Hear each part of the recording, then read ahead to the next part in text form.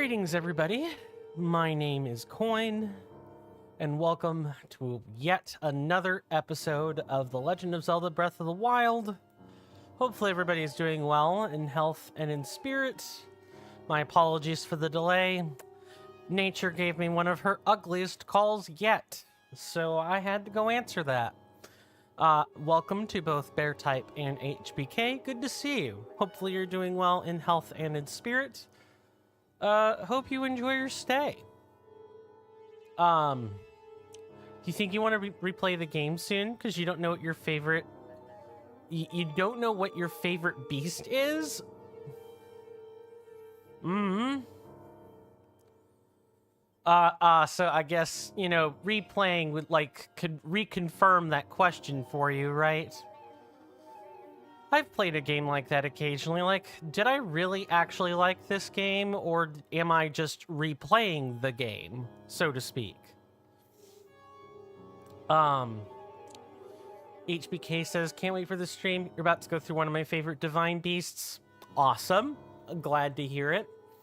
And then after that, the only one left is Naboris, the camel. That'll be fun. You looked up how to do Zora and what you're doing? Okay. Like how to complete it, right? That sort of thing. Before we get started, ladies, gentlemen, and non-binary people, I am going to take just a moment to thank last month's subscribers. I have not changed over this panel yet, but I will soon enough. I'd also like to thank anyone who, you know, has renewed their subscription this month as well. And the same deal with the one-off patrons and donators. I don't really have any of those at this time, but I would like to thank people for doing so in the past. My thankfulness knows no bounds and no real words to match its its depth and its intensity. There we go. That's what I wanted to say. Very well. Let's go ahead and get right to it, because I'm pretty sure I may or may not... No, okay. Frame looks good and everything. Doing well. Thanks for asking. You're welcome, HBK. Absolutely. Your brother likes the camel? Axel LPS also likes the camel. There are quite a few people that like the camel. I may or may not be one of them. I've never actually been in the camel before. That'll be fun. In fact, I haven't been to the Gerudo Wasteland in this game whatsoever. So that whole experience gets to be fun. Now, on to the recap. Last time, and I can't press the select button, or not the select, but the minus button in here, or I would.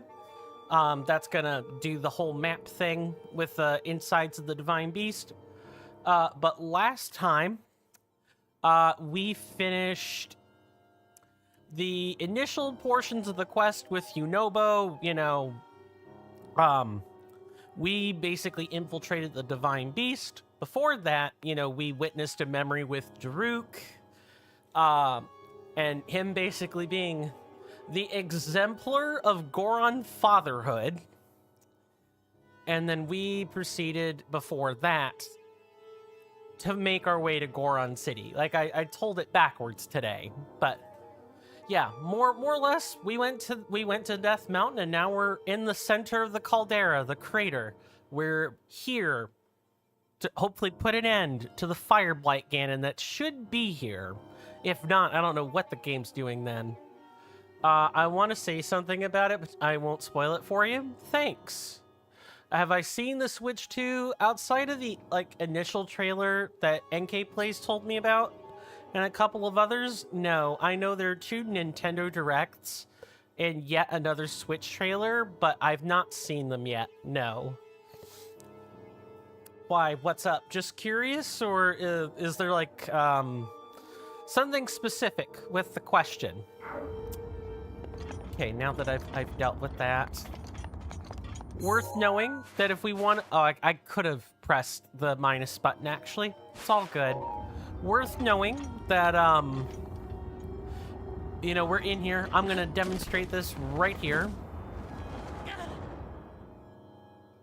No, just wanted to see if you saw it. Okay, fair enough. Fair enough. Then no, I haven't.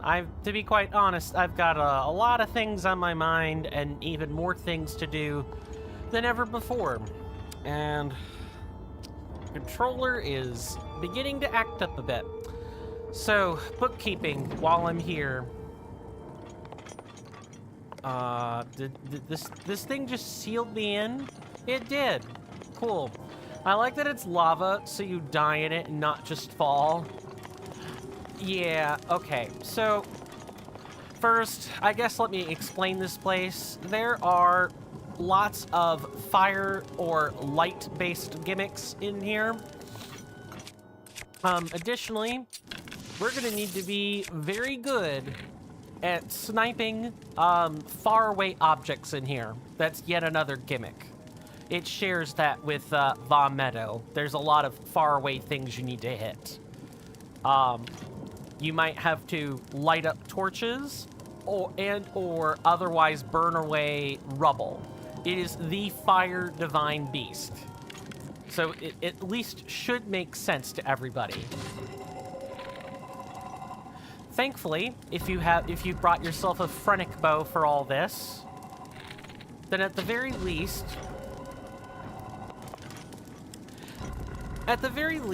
you won't have to worry about having to get close and needing. Hello, this Bokoblin Club, right?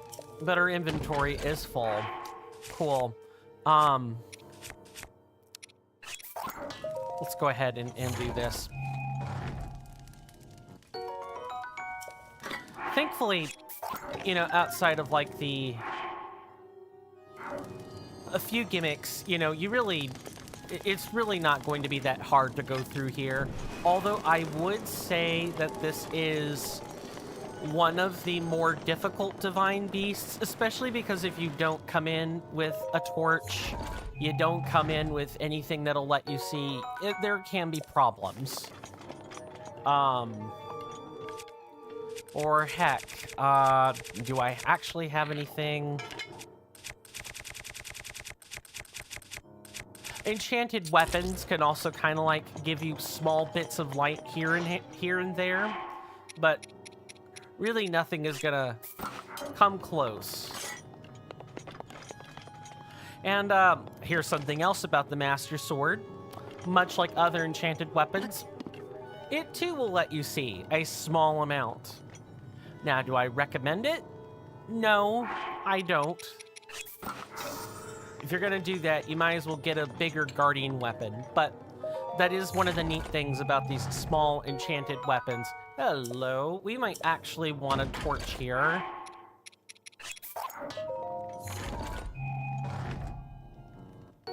Yeah, actually, that might be a fantastic idea. You think you're going to go for a top 100 on a game use speed run? Cool, cool. But you're 107? Oh, sub 9 minutes, but you're 107th and need to save less than 0.4 seconds? It's so hard, you got a good run in your PB. Oh, hey, you PB'd. That's like the important thing, right? PBs are awesome. I kind of know that feeling. Oh, something has... I might not want to do that in here.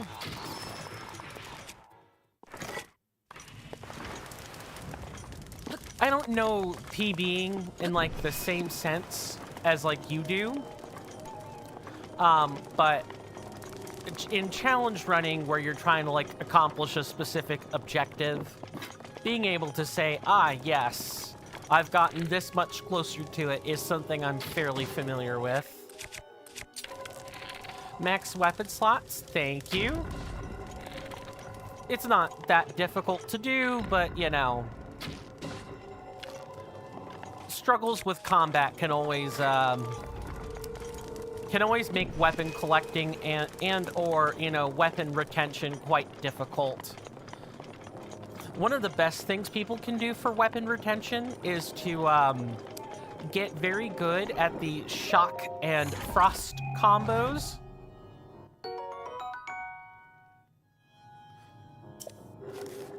Okay.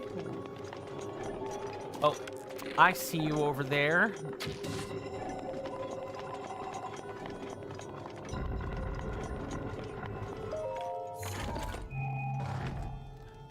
Yeah, there's like 450 Koroks to waste for... yeah, like, you need 450 to get all of them, or a little bit more than that. You'll be back in 20 minutes? Sure. Alright, let's keep this going. I do like the blue fire in this game. It is very pretty. Very pretty to look at.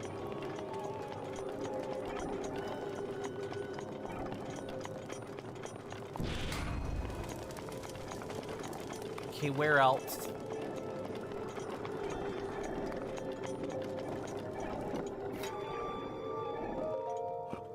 All right, let's see what dear old Daruk has to say about all this.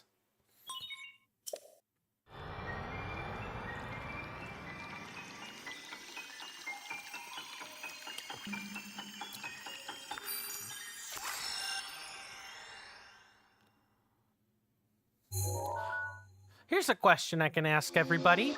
What's your favorite soda or other cold fizzy beverage to drink? I happen to be holding mine in my hand. It's a can of cheer wine. Fantastic stuff, especially if you're in the Carolinas in the US. It's kind of a cult classic soda. You got lucky. Your brother helps you with the frost and shock combos. Oh, they're fantastic. Hopefully you won't need help with those at some point. RC Cola? Nice job getting the map of the Divine Beast. The terminals that control Rudania are noted by the glowing points on your map. Yes, Daruk. Thank you, Daruk. To take back Rudania, you'll need to activate all of the terminals. You got this, little guy. I'm not some little guy, pal. I'm not your buddy, pal. I'm not your pal, friendo. Okay, I'll stop the meme here.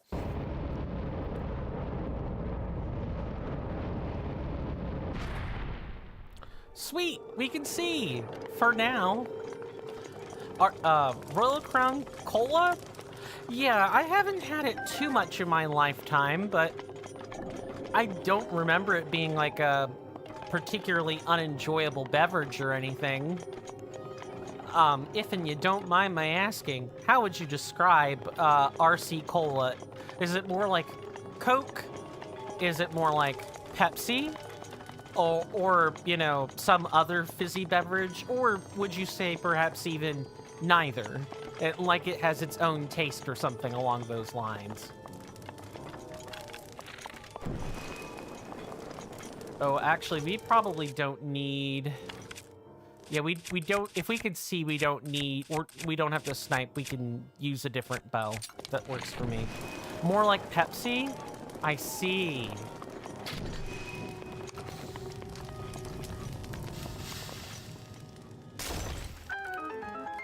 Cool. Okay, and then if we open up this map... I think what we're basically doing is we're tilting the... Oh, no. That's right. Tilting it changes the room orientation, but doesn't do anything else. That's right. Although it might make places dark. Yeah, okay. I'm beginning to remember this now. You have to do a lot of tilting in various places. I'm not much of a Pepsi enthusiast. I kind of think it tastes like brackish sewer water. But my dad loves the stuff. I can't get enough of Pepsi. I mean, he's more of a tea drinker, even with that being said, but... Well, if there's any soda he's going to drink, it's going to be Pepsi. And he's pretty plain Jane about it, too. Doesn't like the flavored stuff.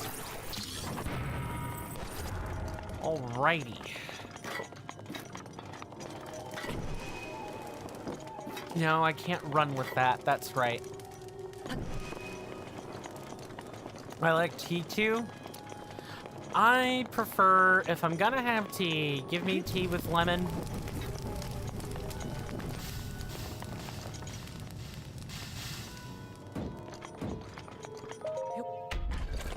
Hey there, Sizzling Seal. Welcome on in. Good to see you. Welcome back. Hopefully you're doing well in health and in spirit. Hope you enjoy your stay. How have the streams been going?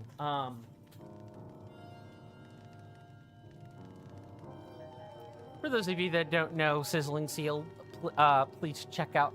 I hope I'm doing that Uh-oh. Oh, Firebot. I would love if you were to fix whatever is going on. Hang on, maybe I could do this.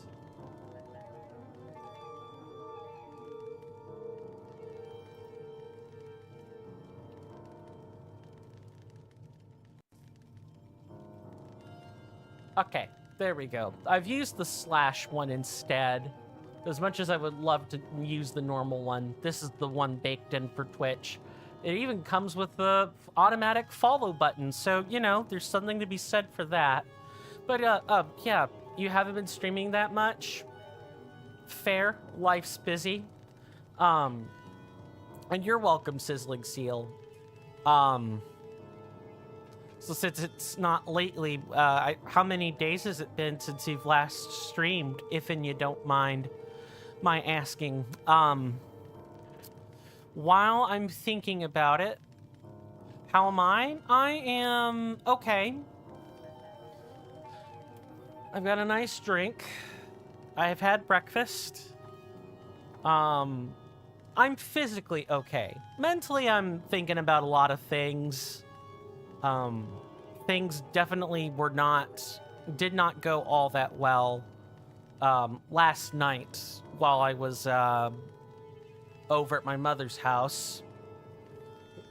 I kind of came over to help with some chores and some things that, had kind of fallen to the wayside, and that's fine. And then there were some conversations that went not all that great between myself and my mother's side of the family, more or less.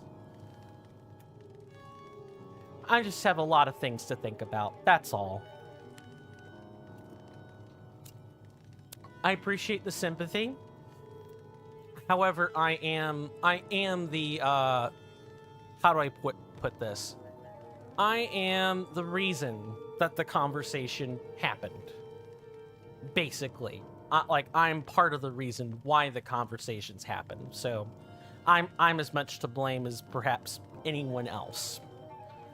That's about as much as I'll probably say, as it's not really... That sort of conversation is quite private. Oh, let me go back and actually reply to the comment here. You changed your streaming schedule to 5 days from 5 days to 2 days a week?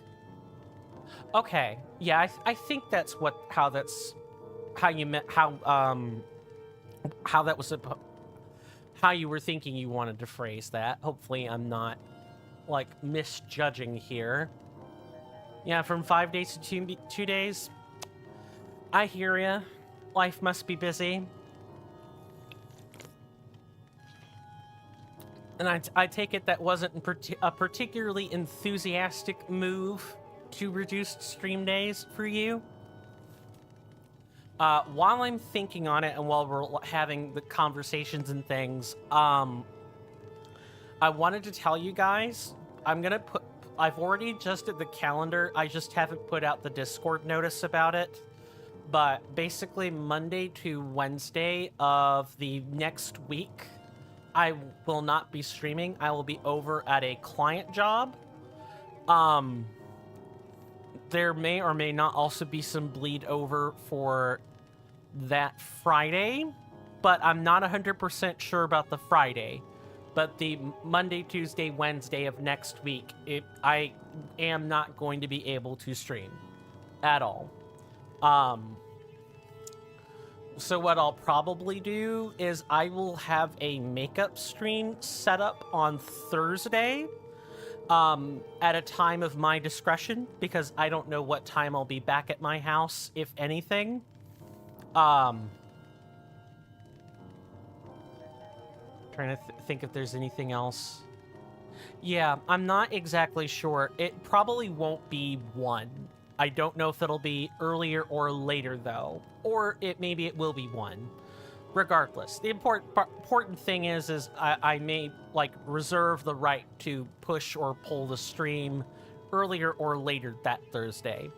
And then stream should resume as normal, provided there isn't anything going on that Friday. Moving back over to the chat here. It's just mental stuff you need to fix. Fair. Hey, taking care of yourself's important. Or, you know, handling the things you need to handle is important. Definitely don't stream to a point where you stress yourself out. Obviously, you know this, but this is more over just a general sentiment from me. For what it's worth, I'm glad you're putting yourself first.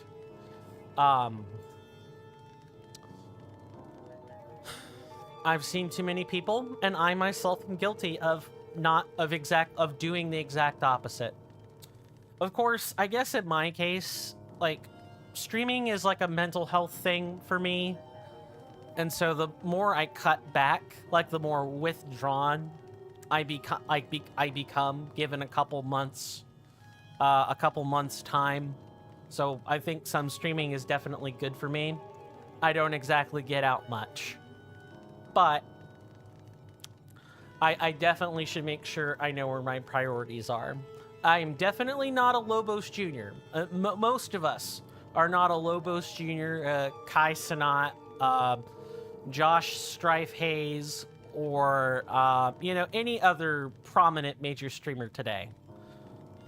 Almost none of us are like that. We don't do this as a full-time job. As much as I would love to, that would require me being a lot more popular than I currently am. It was a mental health for me too before, but things change. Exactly. Yeah, life happens. But like I said, and I'll say it again, I'm glad you're putting yourself first, Sizzling Seal. I would like to see you continue streaming long term as opposed to burning yourself out or, you know, falling behind somewhere else and then you feel like you have to stop or cut cold altogether in order to keep your, like, real life together. I'm trying to think if there's any other bookkeeping things outside of the Monday to Wednesday of next week. I don't think so. I think that's the only bit of bookkeeping that's actually relevant for you guys right this second. In an effort to keep things moving and perhaps space out the bookkeeping, I'm not going to talk about, like, the YouTube stuff quite yet. Vah Rudania is, well, there are 4 terminals it's a fun remaining. Divine Beast. That's the way. But I do think that if you don't pay attention, you're going to be in here for hours. When I was doing this my first time years ago, Vah Rudania took me, I think, 2 streams to do. Is there anything in here? There is. Yeah, it took me 2 streams to do. It was not, it wasn't that fun, if I'm being honest. My apologies to the people whose favorite is Vah Rudania. I'm not naysaying it. It's just, it could be difficult if you don't if you don't have a keen eye for archery, or, you know, if you have a tough time in dark places.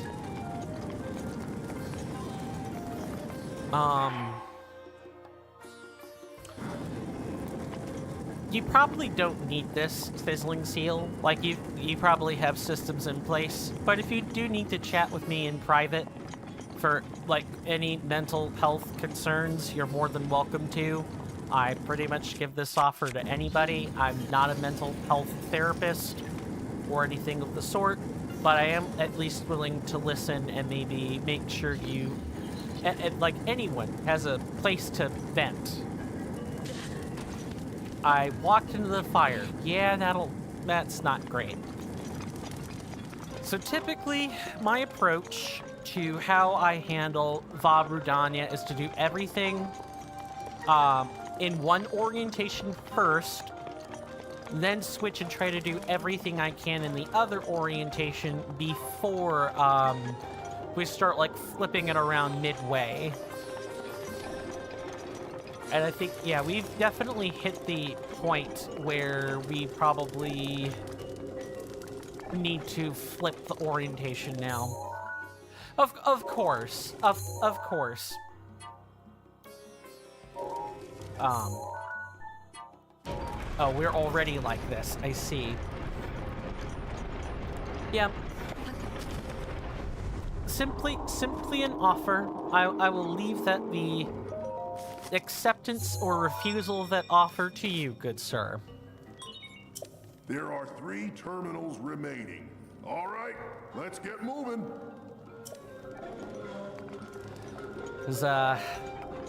And this isn't, like, directed at you. I'm speaking to the general audience. You know, I don't think there's enough people talking about... I don't think there's enough, you know, dispensation of our emotions. Like, people hold that stuff in, or hold in their mental health concerns, and then later on, and I know from personal experience, I've been burned by it.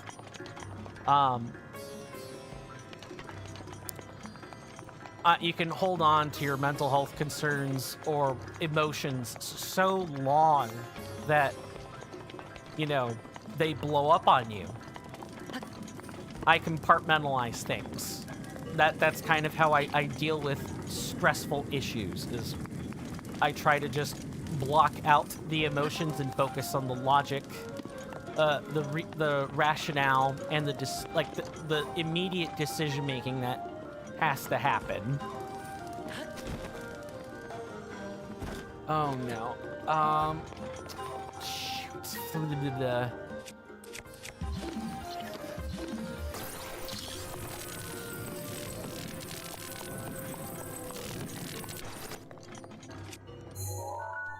I have to tilt this back over.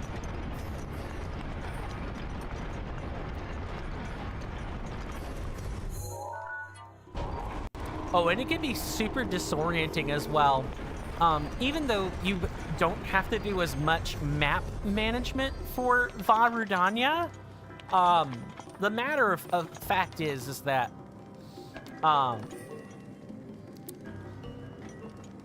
because you're having to tilt around so much, if your camera's not facing a good, the proper direction, you can end up being disoriented for a few seconds until it rights itself, or you move to an area where the camera can right itself.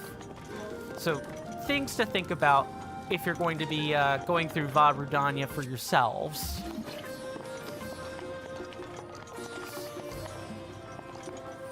Speaking of things you might have to reorient yourself for, just to get this treasure, you have to reorient yourself. Ooh, hello. Yeah.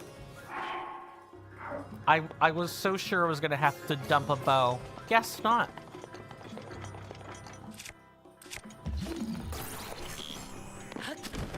Okay. Let's tilt this back.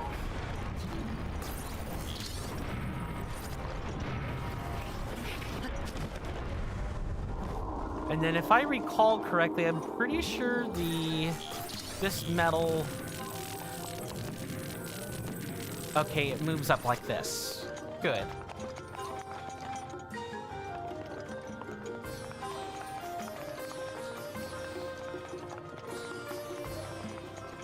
We haven't yet seen any malice mouths, which I think is of incredible concern. Oh, it's not of incredible concern, but... Oh, let's not use, let's not have wood on more than necessary. It is still hot in here.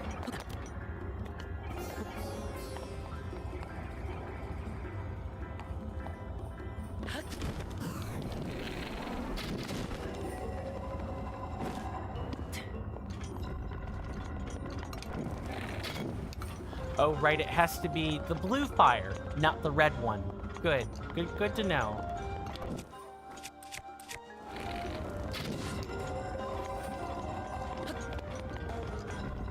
I also think this is one of the... I think it's one of the, like, bulkiest divine beasts in terms of, like, the number of rooms and the fact that you are traversing the inside and the outside of the divine beast. I don't know, I guess maybe perhaps everybody will have not a different opinion of this, but what divine beast do you guys think is the roomiest by far? Like, there's just more dungeon to love than anything. You love the music in this divine beast, says HPK? I could certainly see why. It's, it definitely feels more musical and less ambient. Less like just random piano is happening. I think I have to tilt this.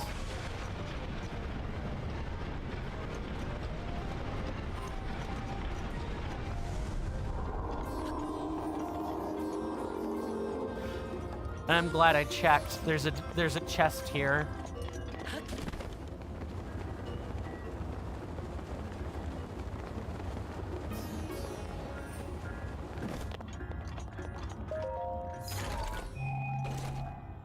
This is one of the more missable ones, if you're not looking around on the outside too much.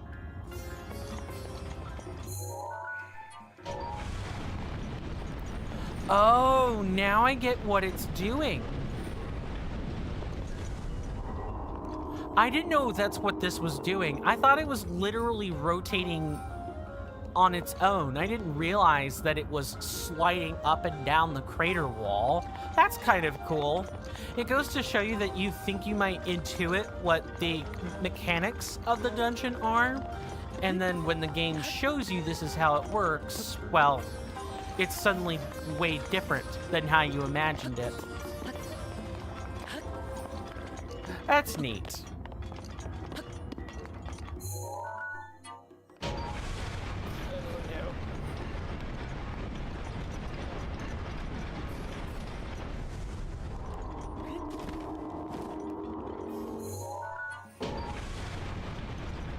Oh, yep, not the best place to be going up and down. At least we have a way to, you know, get back to relatively stable footing. But as far as the atmosphere, you like the atmosphere of Vah Rudania? I also prefer the atmosphere of Vah Rudania. Just because it's like a quieter ambience. Vah Rudania is one of the few times where I appreciate the ambience that's there. I can actually think about what I'm doing.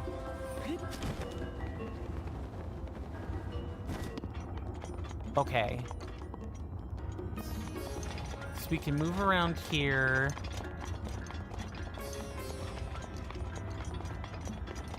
But what does this accomplish? No, definitely don't drop down. Are you planning to get the Switch too? Oh, Mr. Coin's a broke boy, so whether or not he gets the Switch too depends on A, if Metroid Prime 4 is going to be on it, and 2, you know, if Mr. Coin can afford it, because Switch 2 probably ain't gonna be cheap. Mood? Yep, very much mood. Oh God, where? I think if I tilt this over.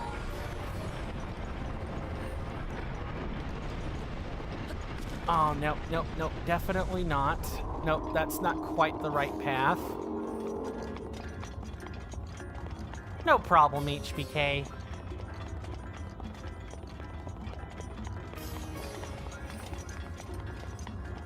Are you planning on getting the Switch 2 yourself, Sizzling Seal? Or anyone else for that matter? Since you said mood, I suspect your answer is very much the same as mine, maybe minus the Metroid Prime 4 part, because I know that's not exactly everybody's cup of tea. And I guess that could be a nice follow-up question for anybody that wants it. Are you guys Metroid Prime enthusiasts? I might be able to...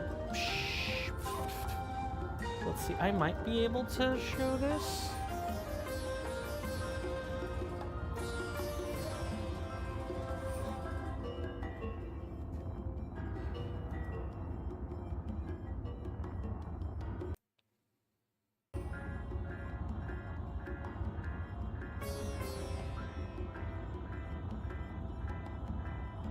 There we go. I'm gonna go ahead and fix that. You want to get it, but yeah, you might just wait. Fair, Sizzling Seal. Bear Type asks, how's the beast been going? It's been going.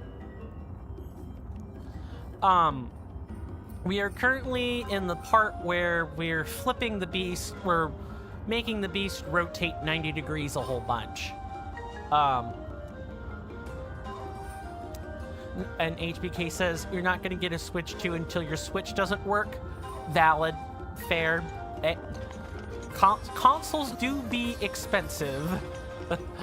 My Switch barely works.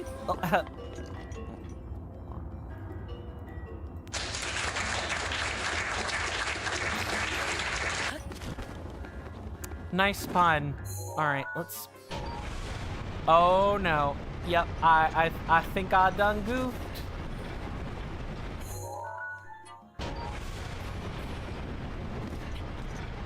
Can I salvage it, though? Can I oh. Nope. Drop down.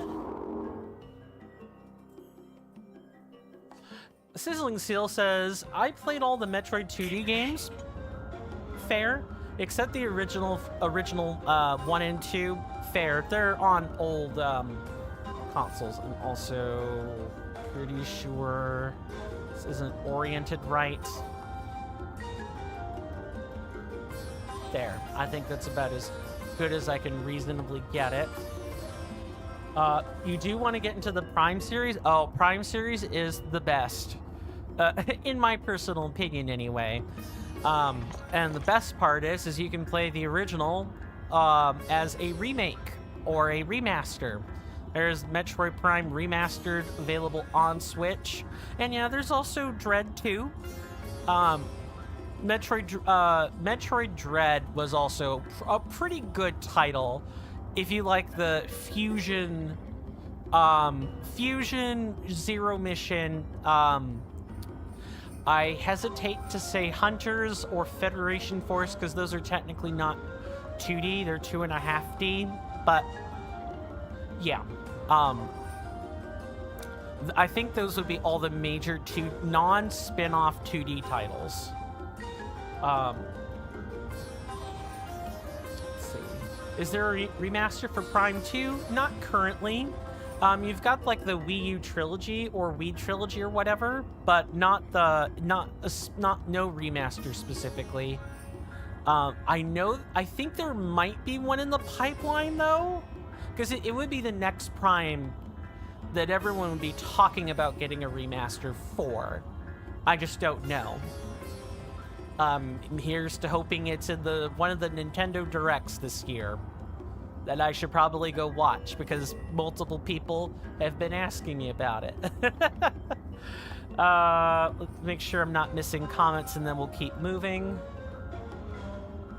Right, nice. I want to start playing Metroid for the new one, the Switch 2. Oh, so, Metroid Prime 4. Yeah, the Prime series is fun. Here's to hoping they don't,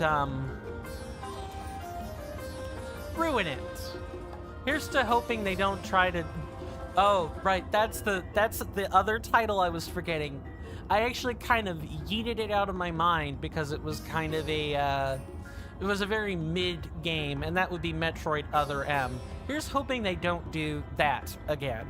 Not the 2.5D parts. Metroid Other M 2.5D, fine.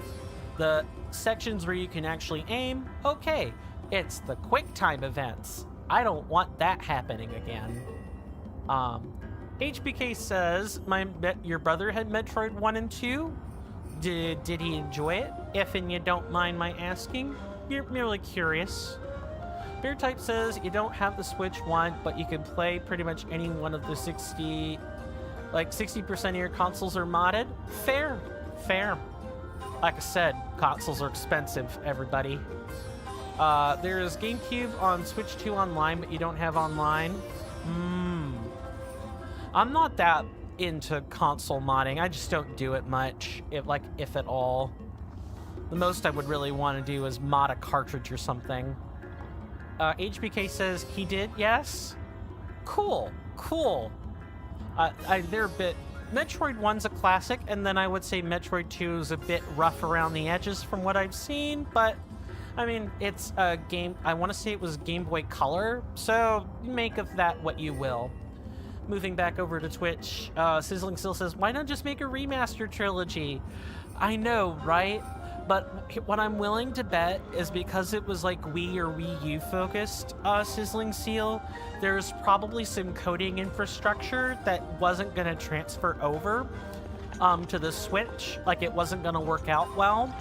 And so maybe they were just kind of saving it.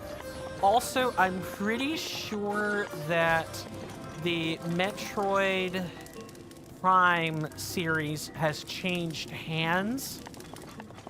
Thinking about the companies, because it was... I'm trying to remember the studio that published it.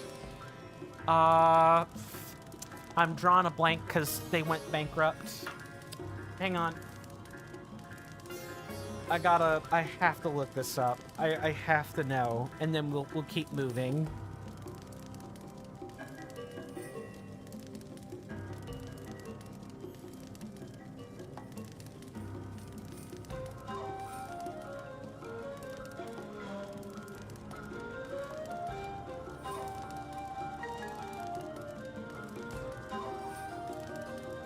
Retro Studios. It's my favorite series, so you'd think I'd remember, but... Find the albinoric woman. That's what I probably should be doing, huh?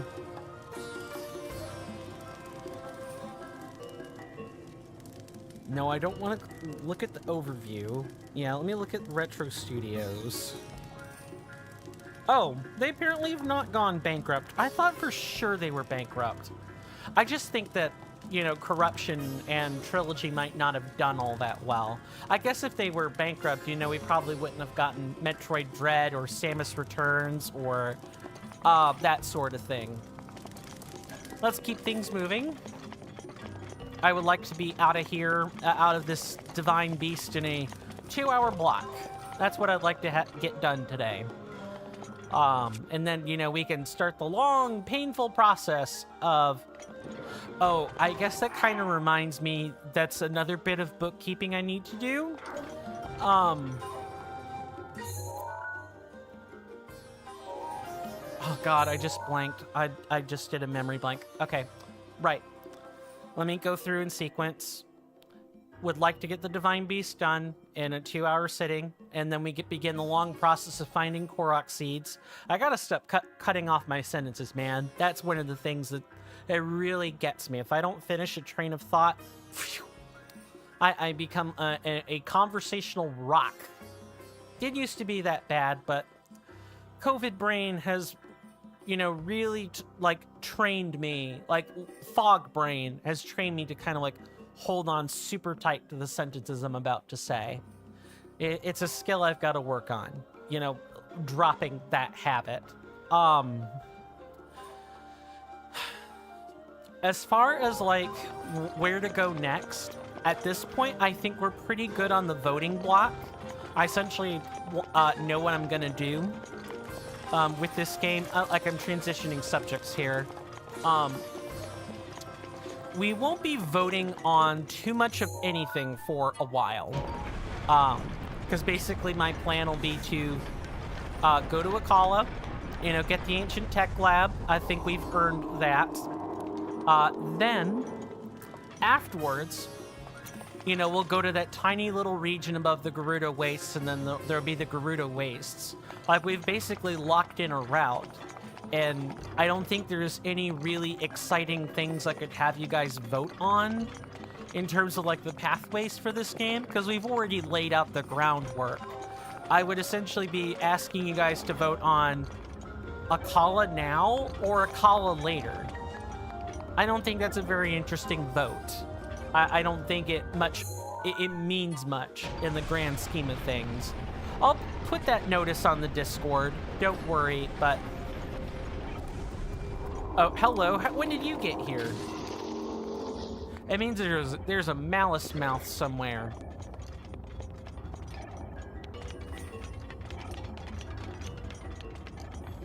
Yeah, there's a malice mouth somewhere. HBK says that they would love to see your favorite Zelda game get a Switch port. You love Twilight Princess. I think that one might also be in the works. I've seen some articles discussing the possibility, at least. So I guess it's speculative at best, but hey, at least people are speculating.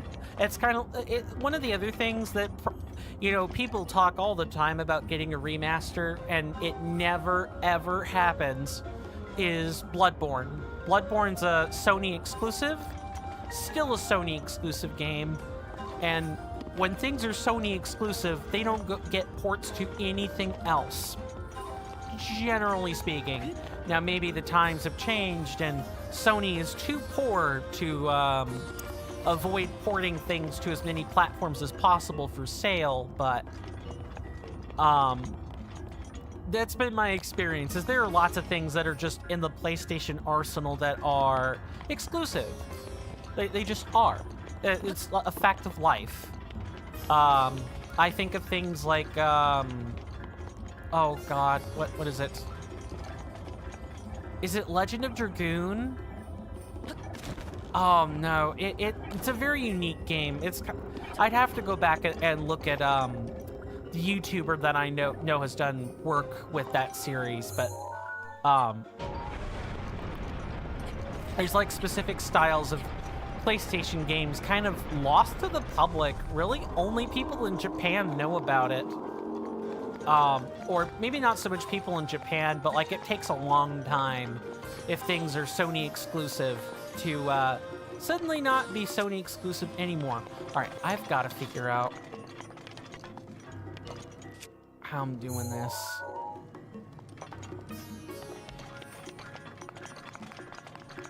So this ball track puzzle is one of the major hookups I had, kind of, when I was doing this last time, all those years ago. It's not that it's hard, it's just, you know, there's a lot of moving parts.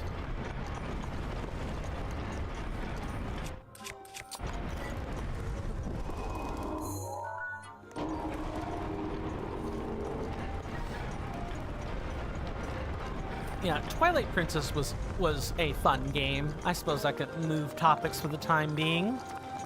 In about 60 seconds, we're going to be getting the ad alert, so I'm going to hold on. I'm going to hold on to what I have to say about Twilight Princess until after, you know, we've done the necessary things we need to do with streamer overhead, let's call it.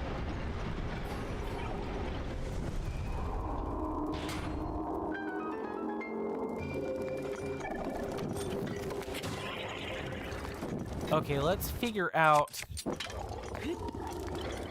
It's like nearby. It's either in here or it's somewhere else. I want to figure out where this malice, like, mouth or malice spawner is. Okay, that definitely should have worked. Let me restart Firebot. I might need to do that. Let me restart Firebot, and then I will say the things I gotta say. Good thing I didn't recommend any commands.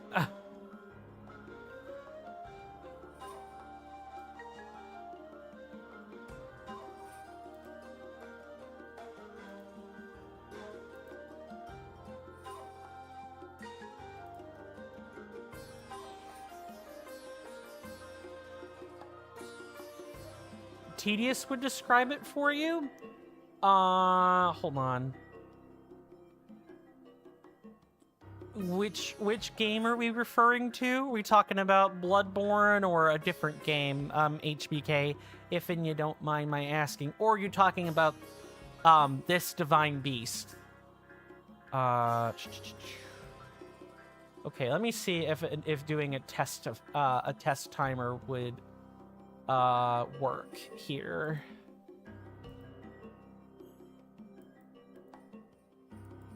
Oh, that's it.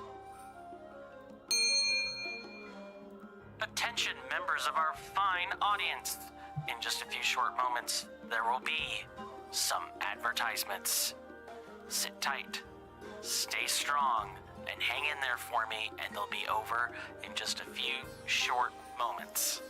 Thank you. Moving the ball in the Divine Beast? Yes, everyone should stay strong. It's, today's times are certainly some dark ones, I'll say that. And that's me being rather minimal about it.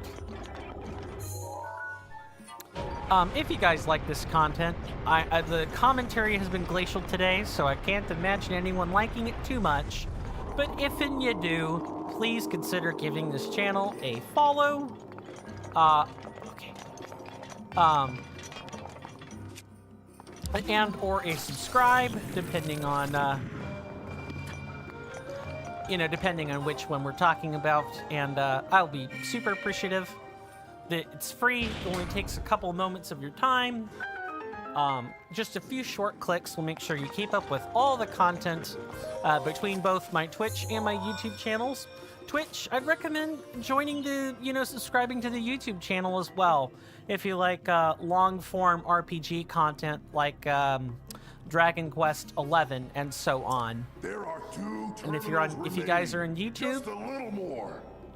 I realize Twitch is an inundated ad experience, but the emotes and chat interactivity is something I very much wish YouTube has, and it just doesn't. So, maybe consider checking out the main platform. Twitch is my main platform. I've just been there longer, but these days I suppose I would say that I consider both platforms my main platform. Like, I just publish to both places. I publish to both places. I make kind of like different content for both places. The only thing that I suppose the platforms have in common is the fact that I'm streaming, right? Okay, so we had this business over here. This is one of the things that was really kind of messing with me, is this room.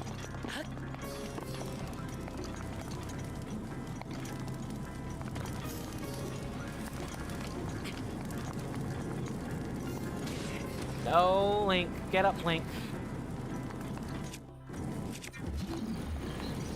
Okay, can't pause this. What are we gonna be able to do? At least I figured out the ball puzzle. That is something, at least.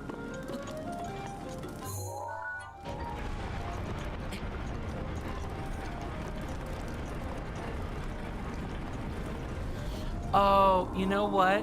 I think you have to fall in here.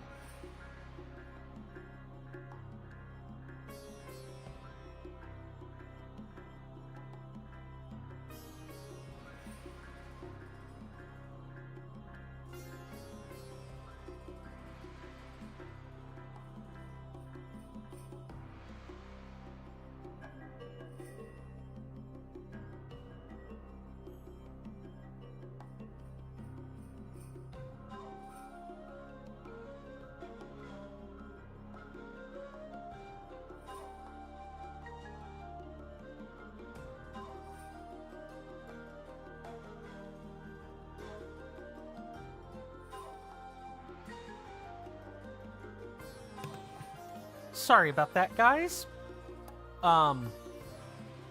We are back.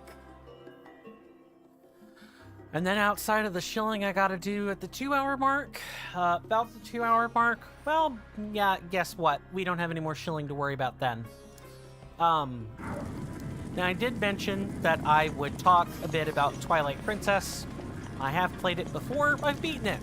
I've beaten lots of games. I've had a bad track record of that recently, because content brain. My sibling and I have talked at length about, you know, the way I game. Pretty much everything that I buy for gaming is for you guys. Most of the games I play, with the exception of a couple of them, are for the stream. My intention is to bring things to stream. When I bought Dark Souls, I bought it, specifically Dark Souls 3, you know, I bought it because I wanted to bring it to you guys. And by the time I had bought Dark Souls 3, I already played 1 and 2. So it's not like I was unfamiliar with, I wasn't unfamiliar with how to play Dark Souls. The same is... Okay, I need to figure out which room.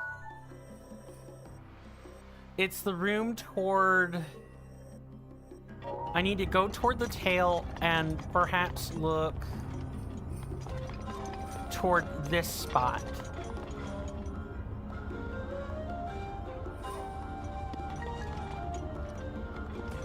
I'm trying to figure out how to get into that flaming grate because one of the terminals is there.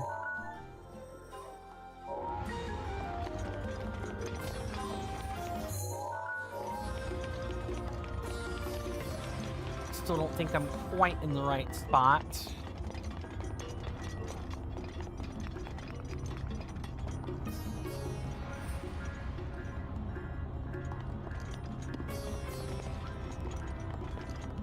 Okay, let's tilt it over.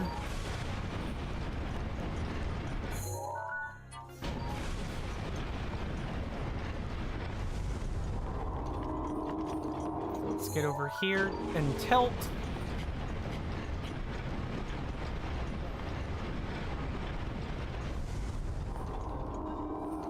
Okay. But Twilight Princess, there's lots to like about it. I liked the swordsman training from the dead adventuring hero, who's said to be a descendant of the hero that died in the, you know, bad timeline of Hyrule. I quite enjoyed that little subplot. I enjoyed the use of the, if rarely used, items. The Rod of Dominion comes to mind when I think of items that weren't used all that much. And I did enjoy the number of bosses in the game. I'm pretty sure Twilight Princess has like one of the highest boss counts in the Legend of Zelda franchise history. That includes spin-offs. Oh, okay, maybe with the exception of like the Hyrule Warriors, because there are lots of things that are considered bosses in Hyrule Warriors. But the boss doesn't quite hold the same meaning in Hyrule Warriors. I think it's this spot right here.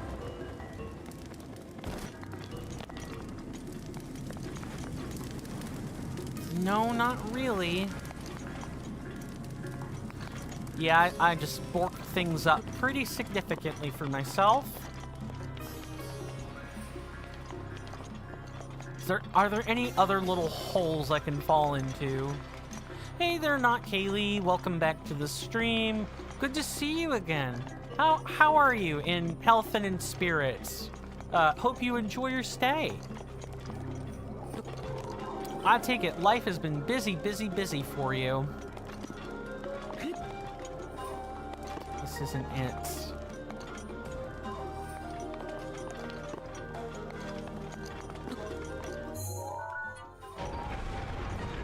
You've come in just in time. We're in the business of cracking the code on Vah Rudania, who is the most difficult divine beast I have ventured into thus far. You're good? Just came back from basketball training? How am I? Outside of having to, spin my head crazy for this divine beast, fantastic. Thank you for asking. Oh, I think I remember having to do something funny with Vah Rudania. Let's see if I can't make this adjustment here. I think I have to, like, jump in midair and then kind of, like, tilt. So you have dancing lessons and basketball training? That's neat. If you don't mind my asking, not Kaylee, how many physical activities do you engage in? I find that array of activities very, very diverse. Disparate, diverse, and interesting.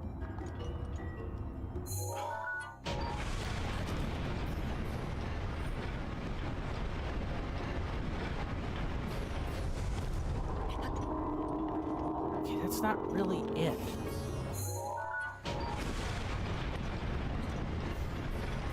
I may or may not have to look this up. You only do basketball and dancing. Gotcha. HBK says, just wanted to tell you you changed your Discord pic. It's the same as the YouTube, so as not to confuse anyone. Sure. Thanks for letting me know. Much appreciated. Although, a PFP is a PFP. We would have figured... I think people could probably have figured it out. But consistency is never a bad thing to shoot for. Okay, where is... I'm trying to figure out where this grate is. I'm like...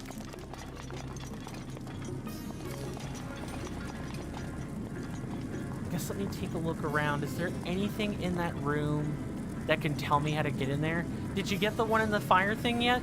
Nope. It's the one I'm trying to figure out right now.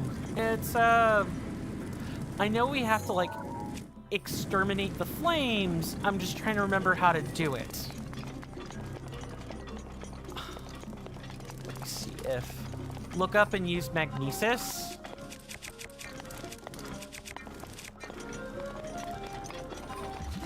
Look up and use magnesis, huh?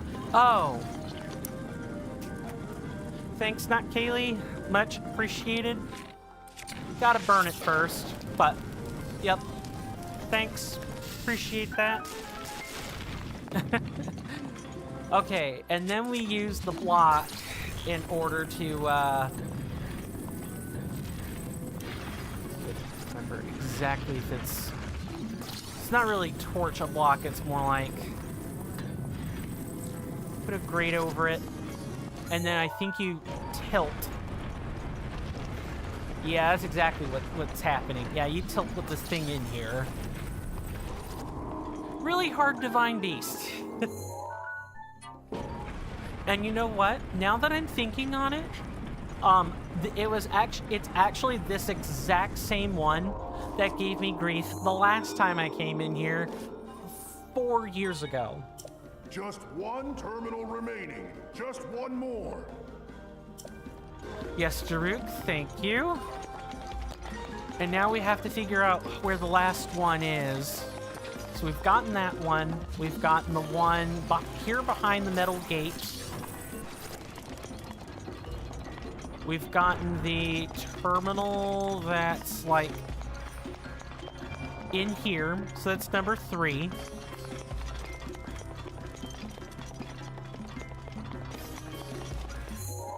I mean, I can look around and find it's up there. Oh, okay, that one's not too bad.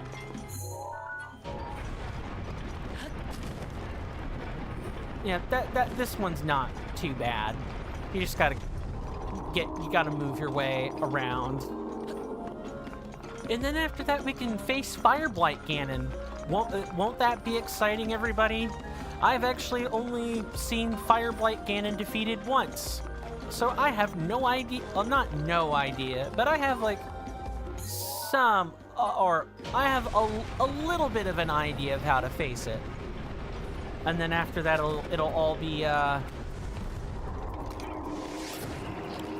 is not the arrow I wanted to shoot. You just need to climb it up.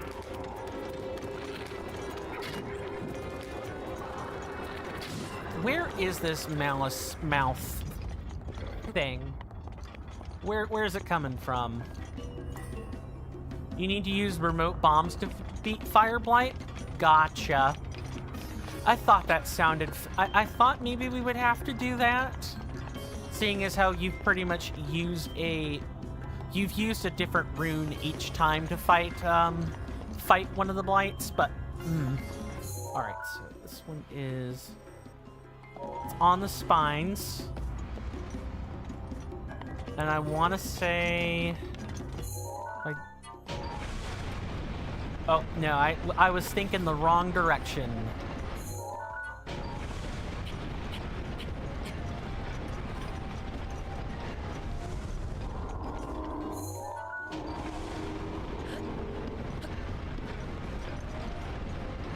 I like one neat touch I guess I could comment on is that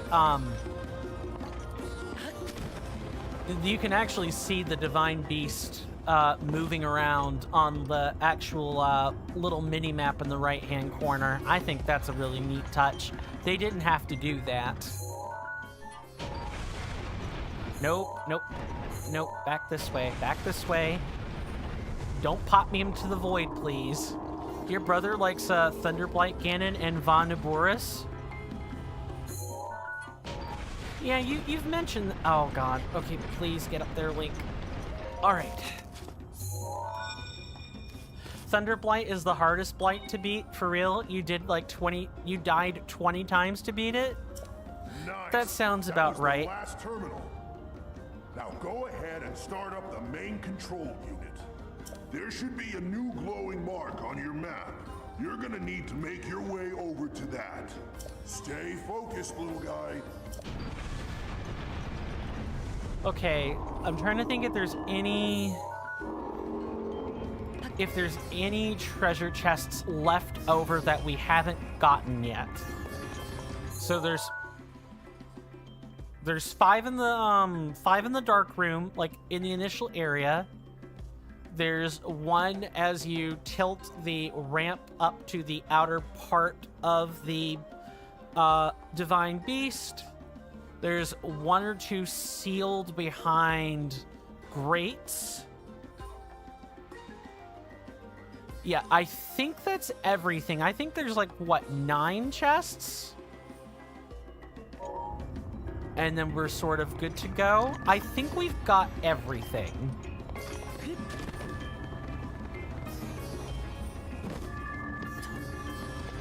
Okay, so because I'm not all that familiar, I'll thank not Kaylee for the coaching again.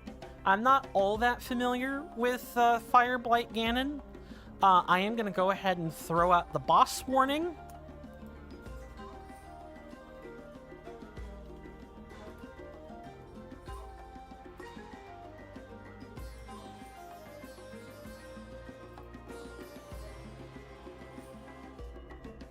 I promise it's not that I want to ignore anybody, but bosses and like Lionels tend to take my attention. So if I miss something, I promise it's not intentional. I'm usually pretty good about getting first-time messages or people saying hi, but other things require me to wait until I'm done. I'm an especially bad multitasker. That's one of the bigger reasons why I have this warning. If I were great at doing 2 things at once, warning not necessary, but I'm not. So the warning is here. He loves challenges. Well, I mean, then he's in fine... he would be in fine company, I suppose. Alright. We're gonna save. And then let's get right to it.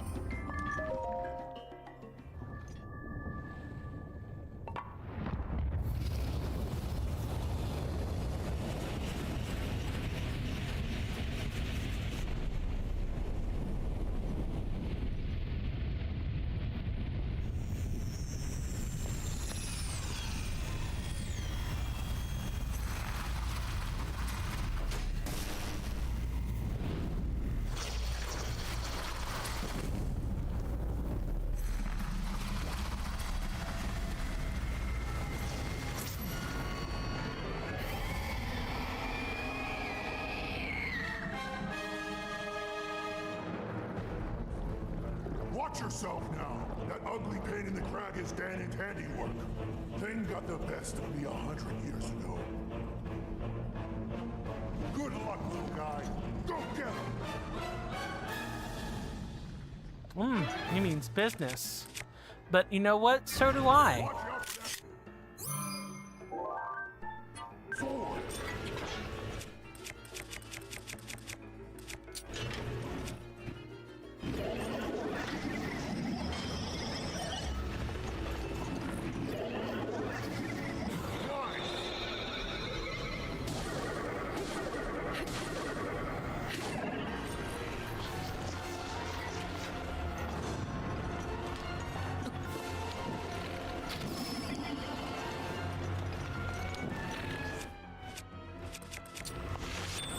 Now's your chance.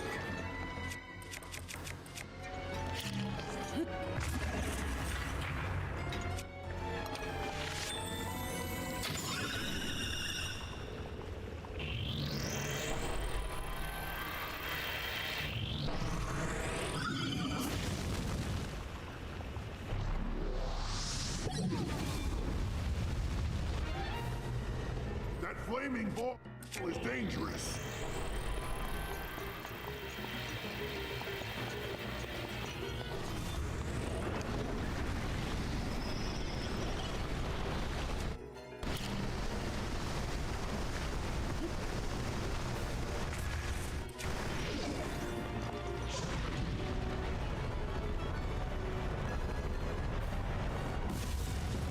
Oh.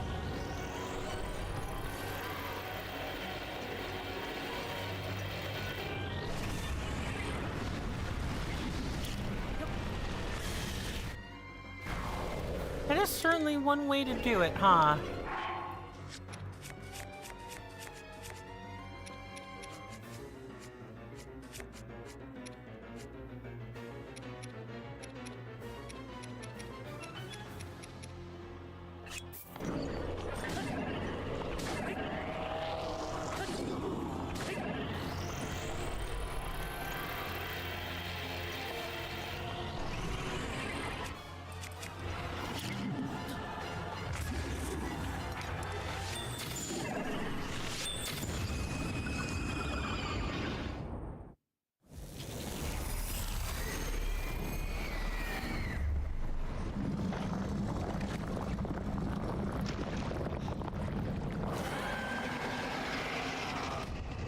Brody.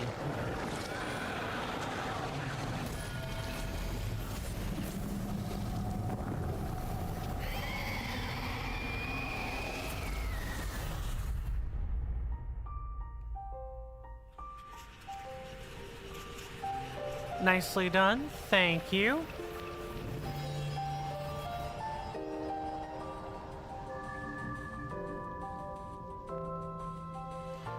Thank you, not Kaylee.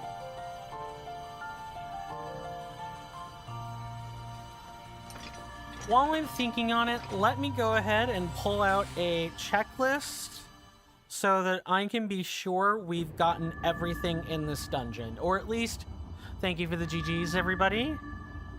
I'm gonna go ahead and pull out a checklist just to be absolutely positive.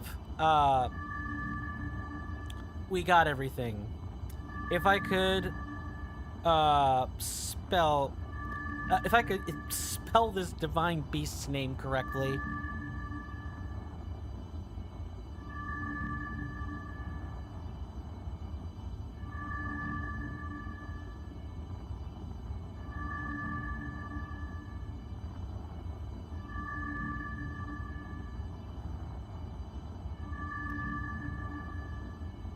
Nope, that's not correct.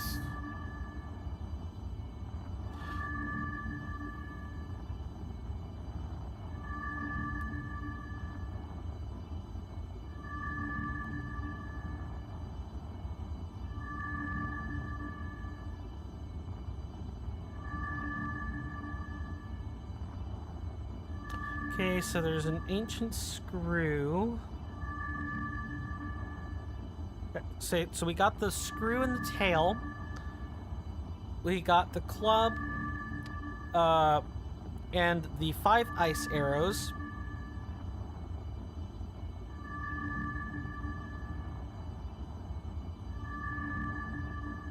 Knight's bow and 2 sets of arrows? That's not what I got, though. So does that mean that the knight's bow scaled into a royal bow?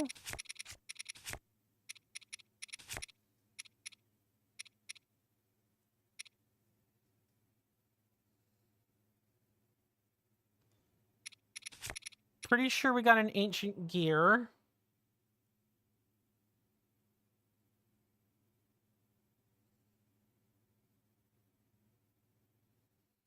No, there are multiple bows. Okay, we're definitely missing some chests.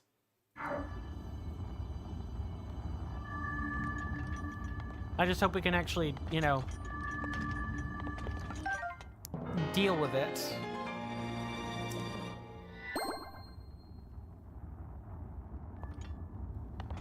Okay, so let's... And can we still rotate it? We can. Okay, good. That was the thing I was wondering about. So, oh, but we can't actually open the... We can't actually open this, huh? Nope. I think we might be screwed.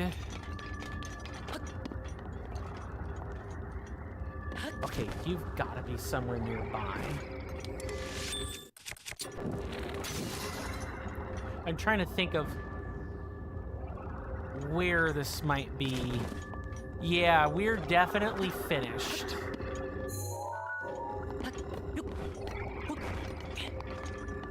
Guess I should have made sure that we had all the chests before starting the boss. It feels strange because there were 2...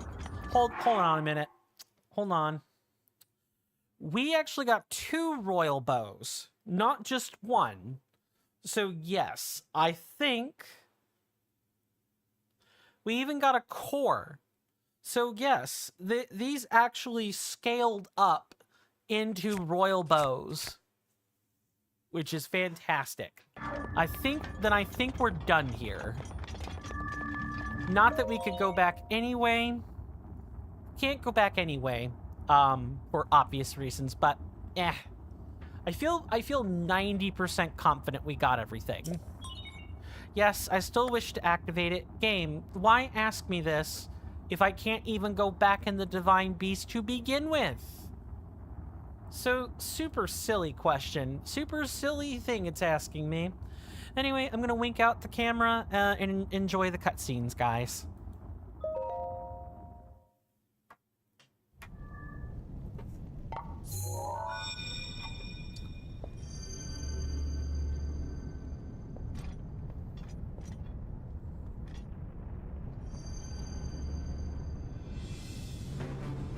Great work, little guy.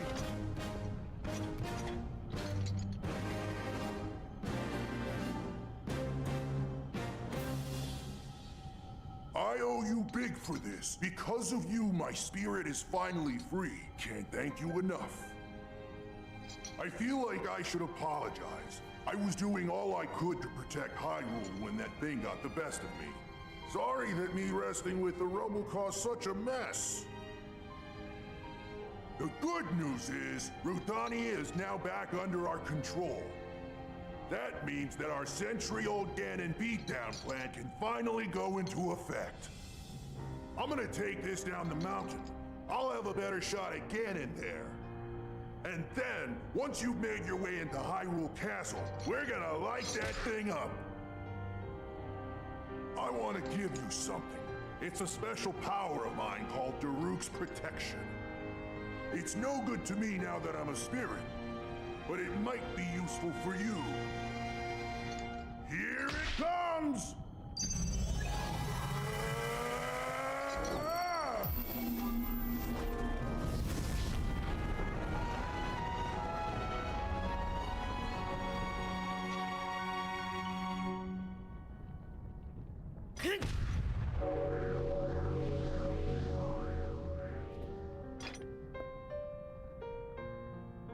From this moment forth, the power of protection, from the depths of my soul now lives inside you. Good luck, little guy. And give my regards to the princess.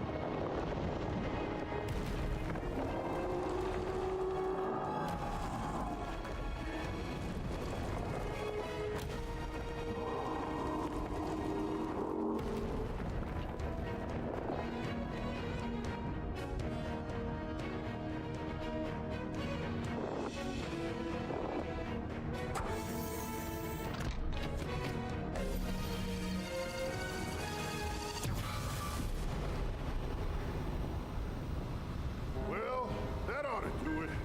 We're set here. Now we just gotta wait for the perfect shot. Once Link is in the castle, Rudania will unleash an epic blast. Ganon won't know what hit him. Hyrule looks pretty good from up here, even after 100 years. The old rolling grounds sure are a sight for sore eyes. I wonder how the Gorons fared after the Great Calamity. I sure hope everyone down there is still going strong after every... Huh?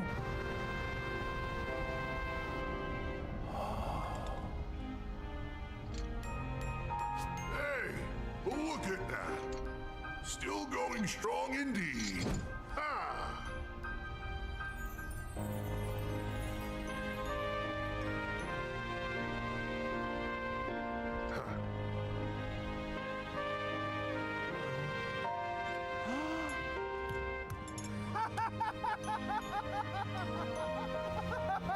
Yeah! Yeah! Woo!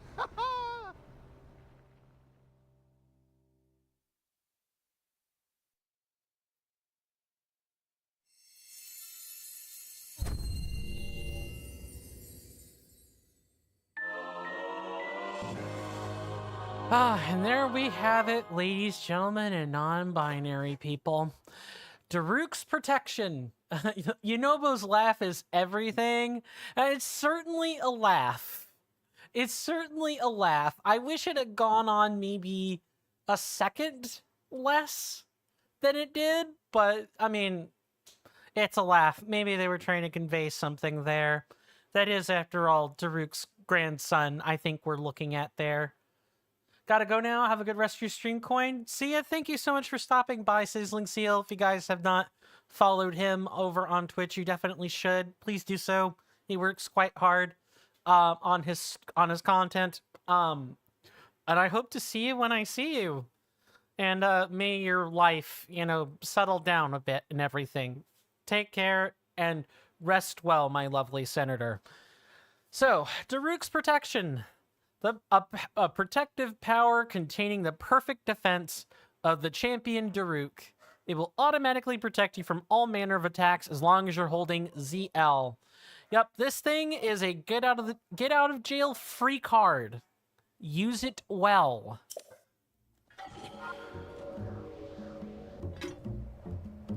This makes fighting, you get 3 uses, as indicated by the little icon there.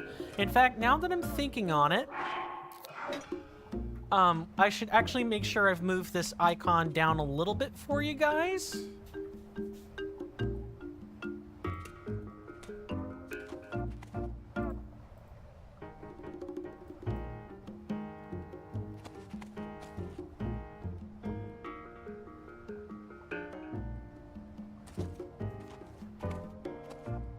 Okay, so I've moved down a little bit, everybody.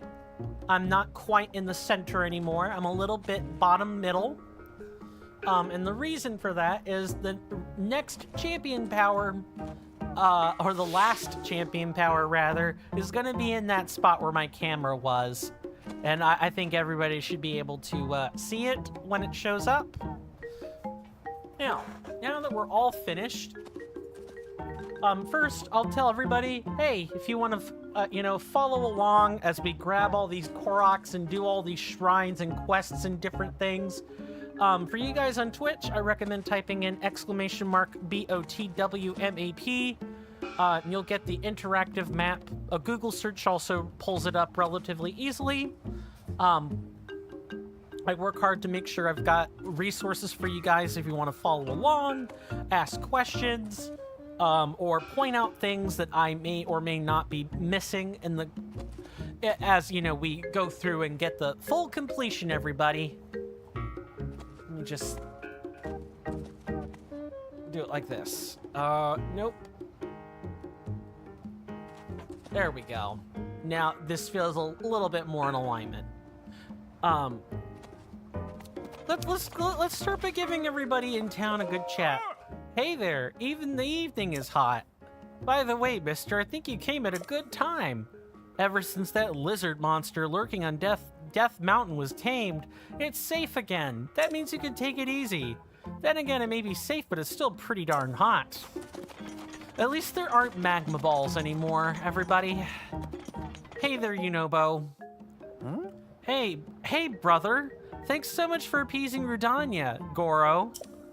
I don't exactly know what you were doing in Rudania, but it seems to have calmed down, Goro. While I was up there, I could have swore I saw Lord Daruk standing on top of Rudania. I wonder, was that his ghost? I don't know how to explain it, but somehow I feel a lot braver now, Goro. Huh? My brother has done the map, or... Yeah, he pulled it up through Google search. Gotcha. Oh, that's right. I talked to Boss about you, and he said to bring you to him. An order from Boss can't be refused. Move it, Goro. Okay, you may have gained confidence, but don't tell me what to do, good sir. I will go to your boss on my own time, just for that. I'm a free spirit, ladies and gentlemen. I very much do not like taking orders unless they're strictly necessary. Hey, Hylian, you came at a good time. Lately, the magma bombs have stopped raining down. That means it's safe to start sightseeing again. Rudania has calmed down, so now it's finally possible to go up to Death Mountain Summit. If you have the time to spare, you should try going up there. One thing I will do, I like that there's an error here.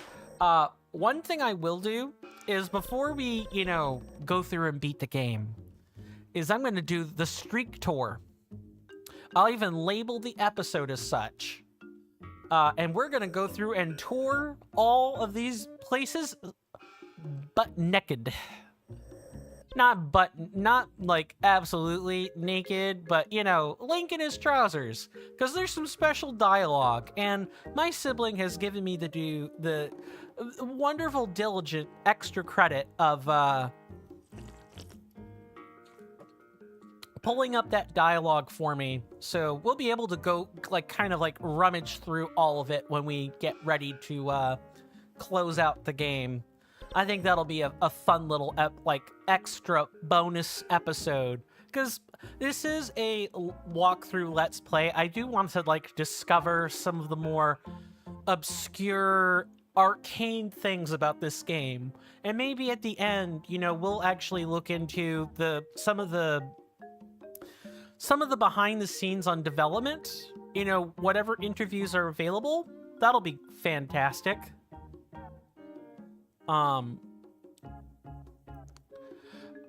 Because I think that stuff is cool, and it's even harder to do in a stream format. It's already hard enough, and long form Let's Play style content. I think it's even harder with streams because it's, if you want to do it in any sort of curated fashion and not just hours of sifting through articles, well, you're gonna have to do the research in advance and then talk about things. Now that particular episode, or not that particular one, but like, if we start digging into the bonus stuff, I don't know if I can do 4 hours of that, because that's gonna be me chatting for 4 hours, and I don't know what sort of category I should be for that. It's related to the game. So I think if we do any kind of bonus delves into stuff, it should be in the games category. On the other hand, people might say, you're just chatting about the game. It should be in the just chat. It's one of those things I'll have to think about and do my homework on. Make sure I know how other people are doing it. Now that I am... Oh, I read it wrong. This is the caldera. This is the crater. Caldera is the outside edge. Want to make sure I've pulled this up, like, more or less correctly. And I think we'll start by going back over here to this particular shrine. Gotta start somewhere.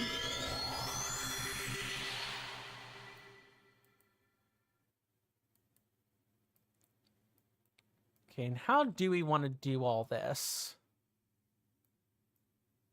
Because now we have this region discovered, so I'm figuring out which Korok I want to start with first. We are 648 Koroks in, by the way. We are quite close to 900. We're, within maybe 10 streams, we might be almost all the way there. Now... Did we get this one? Yeah, we got that one. So this is where the Korok will be. And then... Oh, no, actually, no, we did already get that. Nope, never mind. Not the correct marker.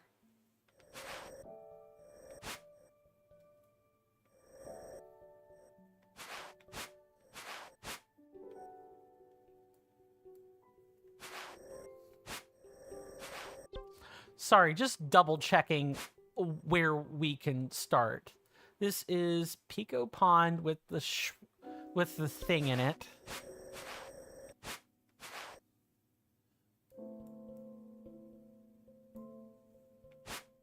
I'm back, had to do something real quick? No problem, not Kaylee.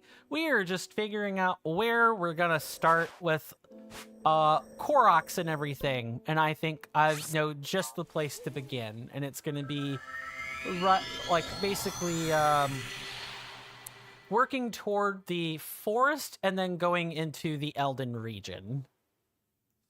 Hopefully whatever you had to do went well.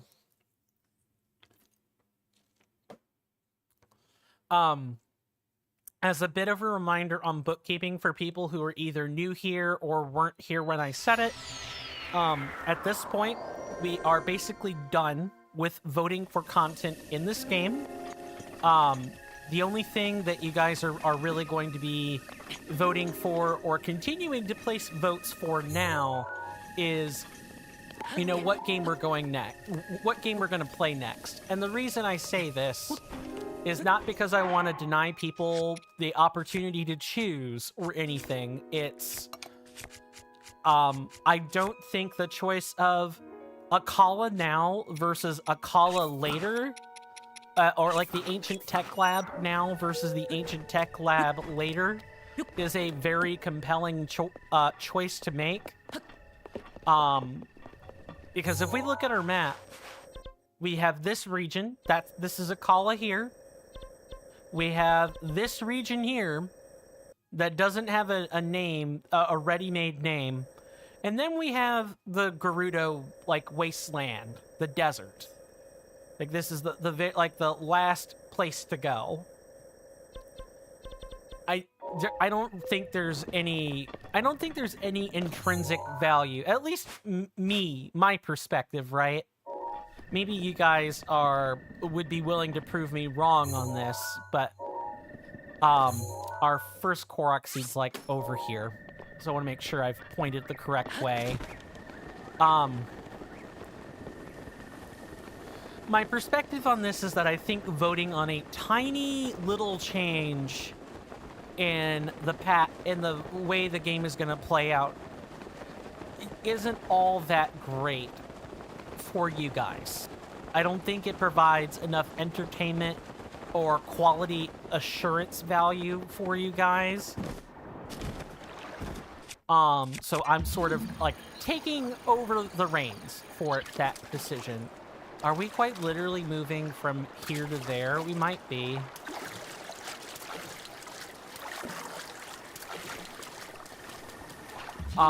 And I suppose that this is something I should also preface. Not every game is the same in terms of, like, you know, malleable decisions that you can make. So I think with open world games like this, like Breath of the Wild, letting you guys vote on lots of stuff is very beneficial. And I think it's very beneficial because I want to. Is it right here? It's not here. Of course not. Is it here or there? We'll find it eventually.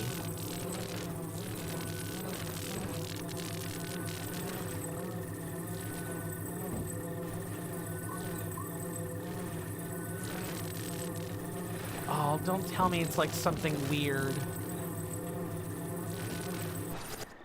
Okay, it's not weird. I just have to find the right gap.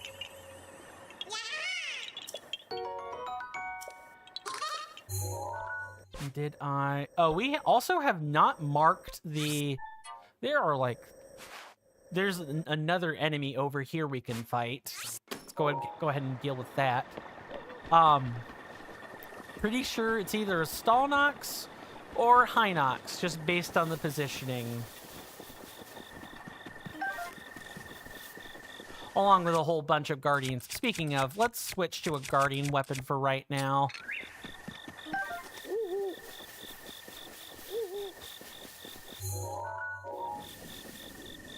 I'm definitely willing to be proven wrong on my assertions.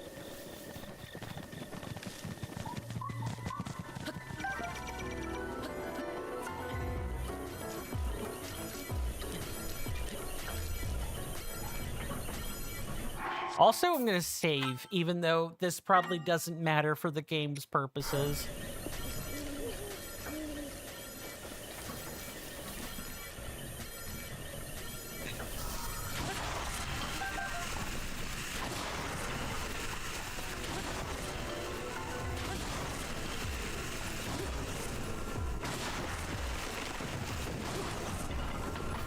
Alright, how about if I deprive your ability to move?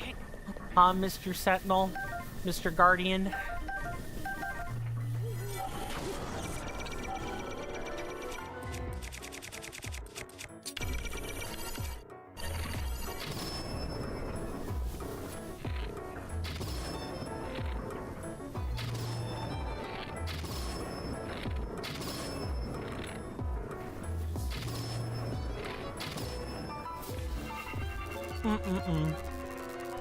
I could have parried him, but honestly, it's nice to be able to take a break from parrying Guardians and just defeat them the old-fashioned way with you know, a bit of elbow grease and some grit.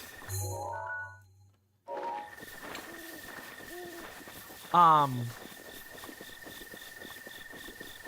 I guess, you know, I can you know, I'm not expecting responses or anything. I never want people to feel like they need to be compelled to respond to things.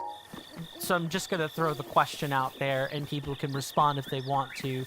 But if you've ever been in another channel where people vote on things, this is especially common for channels where Patreon is typically part of the package deal. I'm thinking of things like, you know, Legend VD or Hard Lake Joe or any of that sort of thing. You know, do you guys enjoy the voting process on things like games or, you know, test decks or anything like that? It's okay if that answer is no. I'm just curious. Do people find a process of voting on paths to take in a game or voting on games for the streamer to play, do you find that a compelling feature? Is it something you enjoy? I know if I were a consistent member of a community where we voted on things, I'd enjoy the heck out of that. I like all the, Actually, this is an excellent time to use a movement speed elixir. That'll let us make some great tracks. Yeah, I think it's nice. Thank you for the response. Because I know this is kind of a meta-level conversation that I surely don't expect a lot of people to want to answer. So I appreciate the fact that you have answered, not Kaylee. I don't know if you know him, but Point Crow does it a lot. I do know Point Crow. Am I a regular in the channel? No, but I do at least know of him. I know of his content, and I have used a couple of the things he does here and there as, a couple of the channel features are inspired by him, mainly some of the channel point redemptions. Those are the things I think about when I think of Point Crow, such as people saving up 10,000 channel points in order to not have me say certain words for a certain word for like 5 minutes. That I know for sure is a Point Crow special. It's not as funny because it's not a whole stream of, you know, me doing this, but I also just don't have the audience is just not there for that to be a consistent thing. Even if I did that as like the sole gimmick. Like if we were doing a just chatting and it's quite literally people paying 10,000 channel points not to do that. Just not there. But at least I have it as an option. And I'm still continuing to play around with things like that as well. Moving over to YouTube, you've been on channels where you vote on things and you do enjoy it? Good. I'll probably, you know, ask in the Discord as well. I'll ask in the Discord. I think I've had a couple of folks tell me, but it's always nice to be able to. I like that I hit him, and then we still got a chance to sneak attack. Where would I be now if you hadn't come along? Nowhere good, that's for sure. You should have this. Yum, spicy curry rice. I'll try to find a way to use it so it doesn't clog up inventory. Okay, and we did do this, so it would be Pico Pond. Is that looks to be correct? Yeah, Pico Pond is like the next spot we can go. Okay. But thank you, not Kaylee and HBK for your input. Much appreciated. It's nice to know a core channel feature resonates at least with a couple of people, a couple of audience members. And, you know, I'm not just going stir crazy, experimenting on random things no one cares about.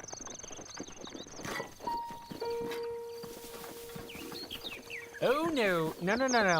Everything is hunky-dory, Mr. Bokoblin. You can go back to doing what you were doing.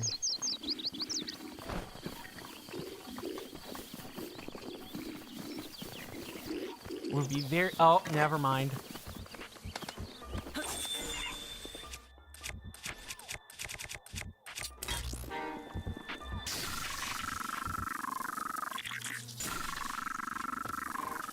Amazing. Just impressive.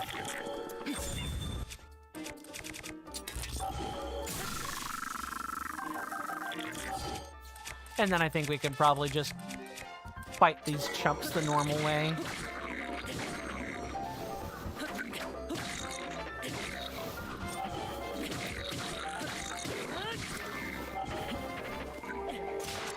1 second, and I'll be very willing to answer that.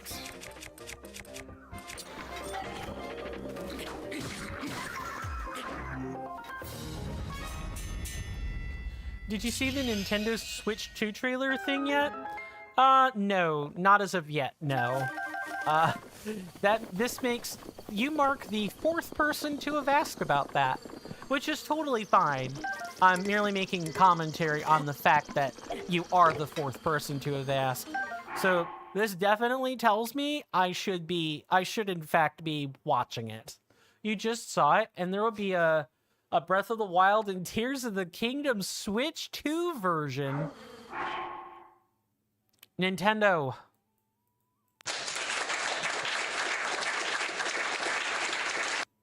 Absolutely standing ovations. Although this is beginning to reek of, how should I put this? It definitely smells of Todd Howard and Bethesda Studios milking a title for all it's worth, all over again. Here's hoping that if they put it on the second Switch, that they do something new with it. Attention, members of our fine audience. In just a few short moments, there will be some advertisements.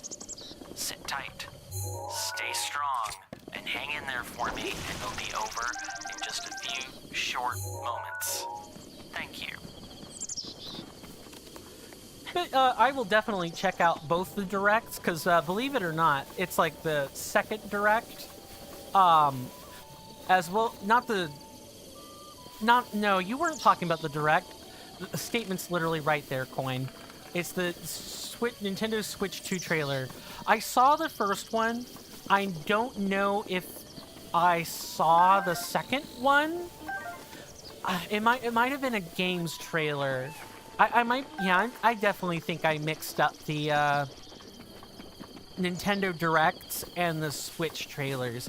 If it's the first one, where it was just a specs trailer / visual trailer, yeah.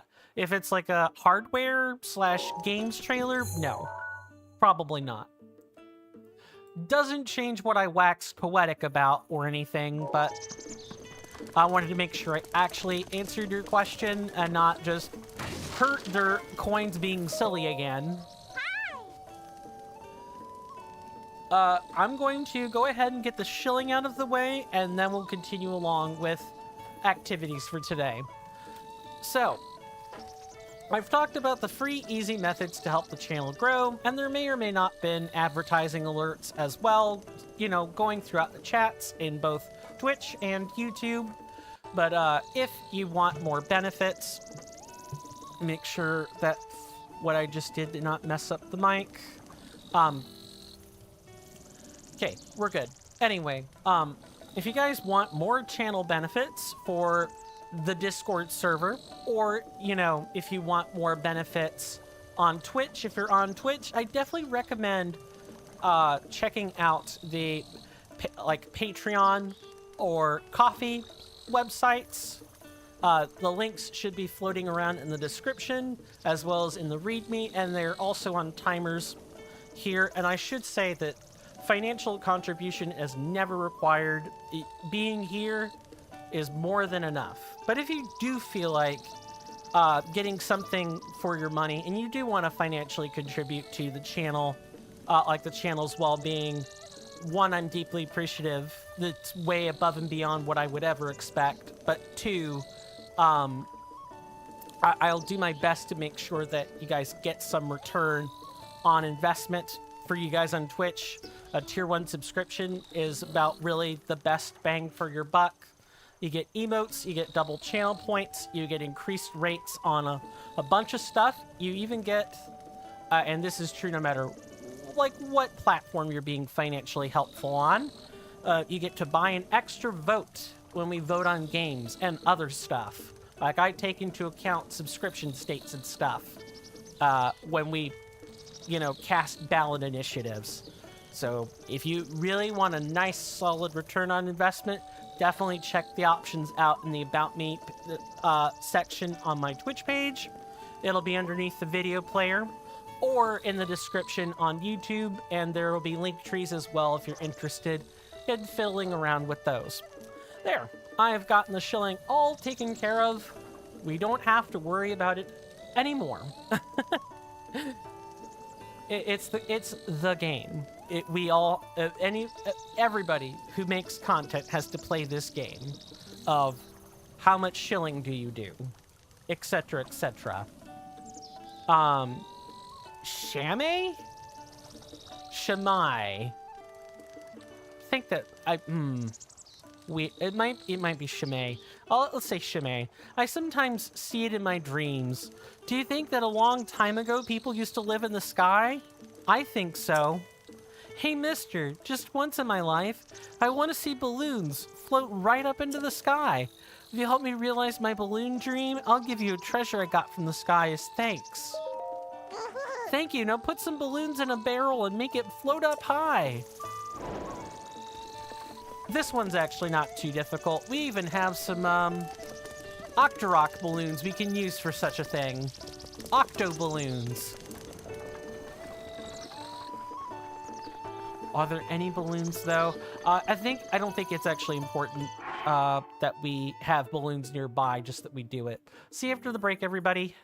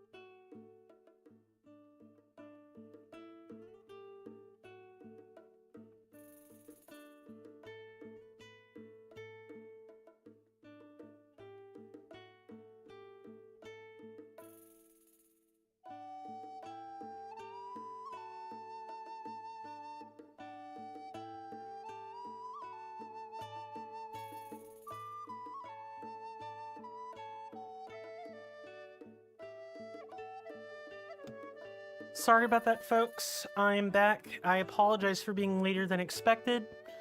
I had logistical things I had to deal with, and also lunch, and our luncheon was brought into the house. I'll, show it off real quick. Let's just do this.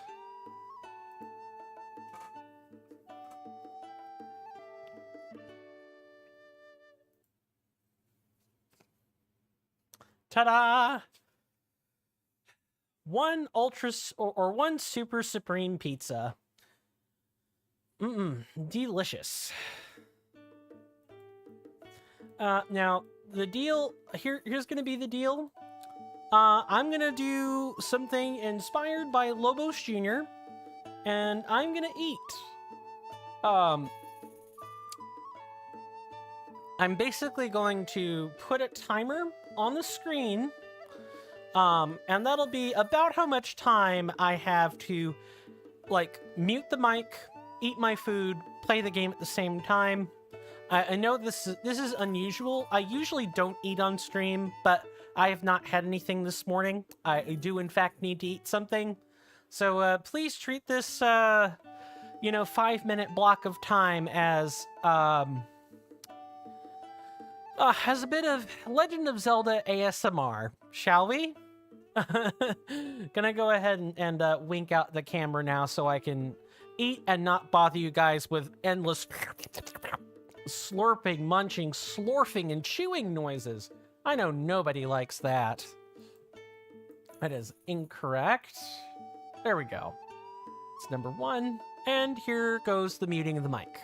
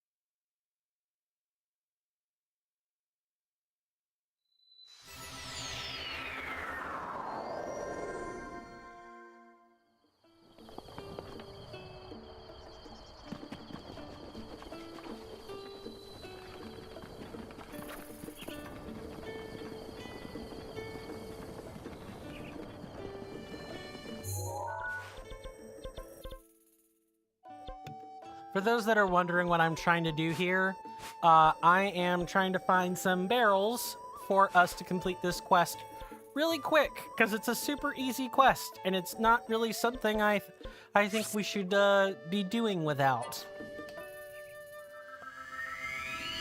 We're just trying to find a barrel. I'm trying to find a barrel and put some octo balloons on it so we can take a picture.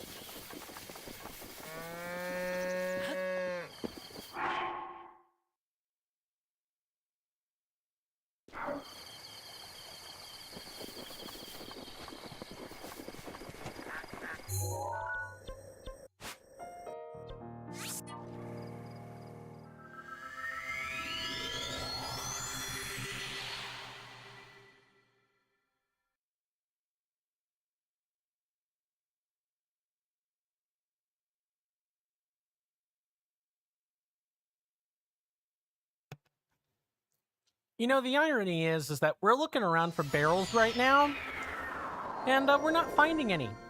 Like, at all. Sadness.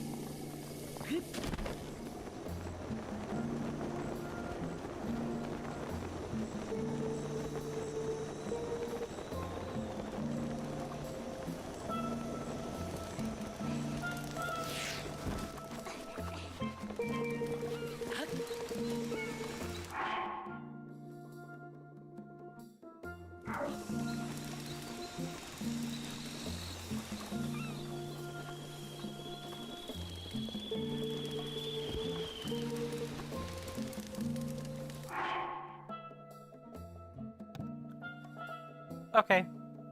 That's about as much as I'm probably gonna get to eat, I guess. Go ahead and put the camera back on.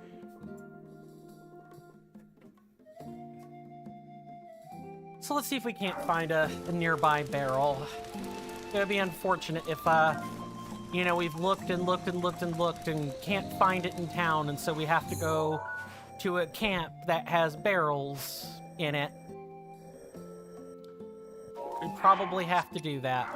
Yeah, you know what? Rather than forcing the barrel, let's not force the barrel and instead just try to find one. Because the game, I'm never gonna find it. I'm never, ever, ever gonna find a barrel just willy-nilly.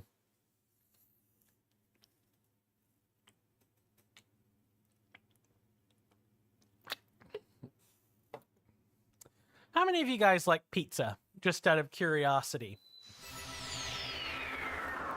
Pizza's a hard dish to dislike. Usually it always comes down to what's in it. At least for me. And I kind of have a love-hate relationship with tomatoes.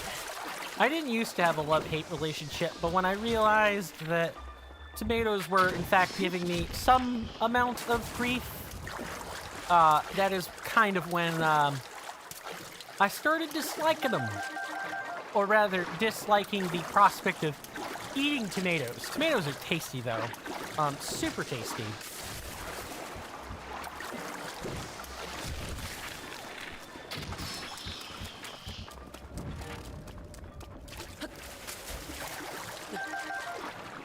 So that's one of the two Korok seeds here at Pico Lake. It's gonna be the it's gonna be what happens next. It's gonna be what comes after. That'll be a bit more difficult. Or at least more tedious. Maybe not difficult, but tedious.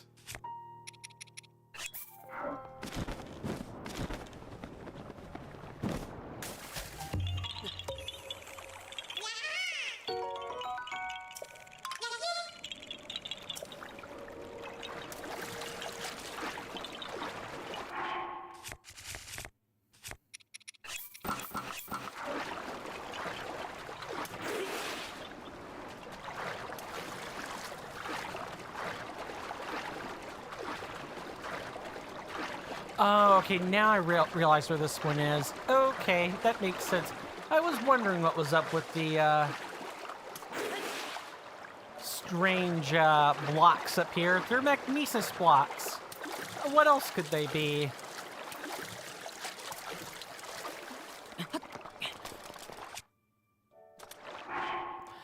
I am excited that we're starting to, you know...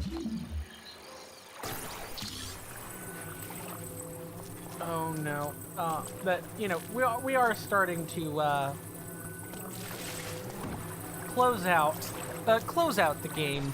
Like, we have one Divine Beast left, and we've got 300 Koroks, roughly. So that's that one. That one. I might have to, like, use a rune here.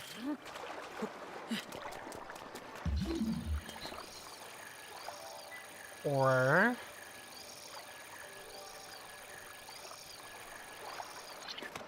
Okay, now, what's up with this? It would be nice if I could actually, you know, pierce the veil here.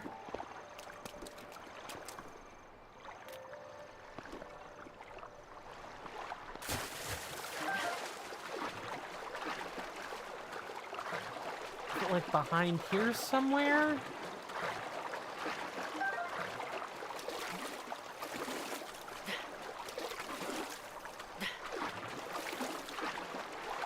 Oh, okay, yep, I spot it. It took me entirely too long to find it.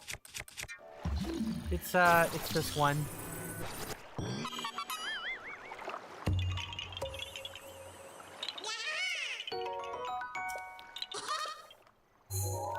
Okay, so that's those. Next one we're gonna grab is like, we're gonna put a pin there anyway for ease of use.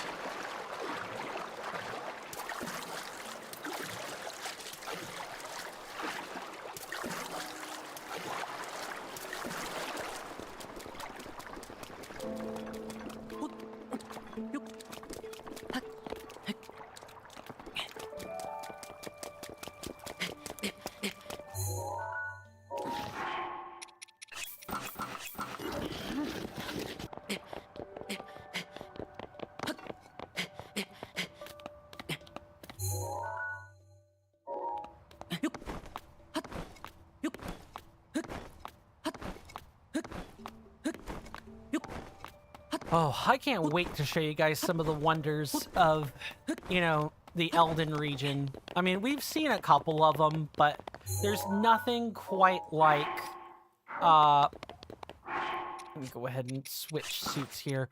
There's nothing quite like, the mini games you'll find in the Elden region. Oh, you get one of the best ones. There's a climbing mini game, which is usually always a fun time for everybody.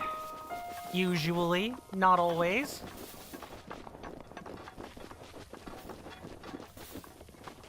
Any more here? No. We might have searched it already, even.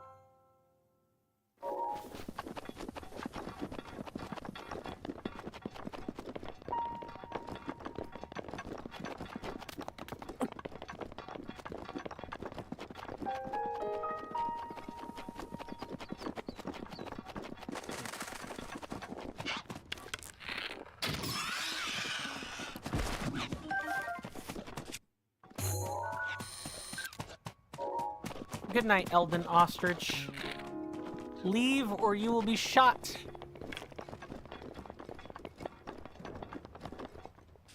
Do we need to take a picture of this? No, we don't. Thank goodness. We could just grab them.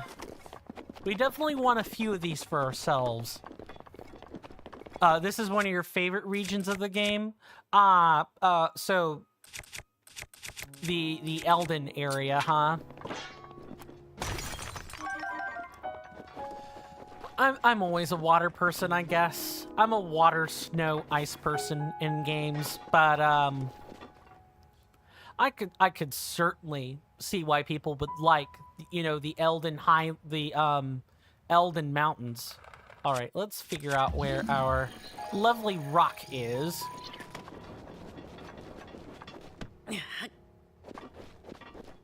And then go from there. What about it is your favorite? What about it makes it your favorite place or favorite region, HBK? If and you don't mind my asking. I wish I had like any particularly strong reasons for why, you know, the coastlines of this game tend to be some of my favorite places. I could sit here and talk all day about the you know, the wondrous white sands, the tropical palm fruits, the fish, the salted air. Like, all of those things are aesthetic preference, right?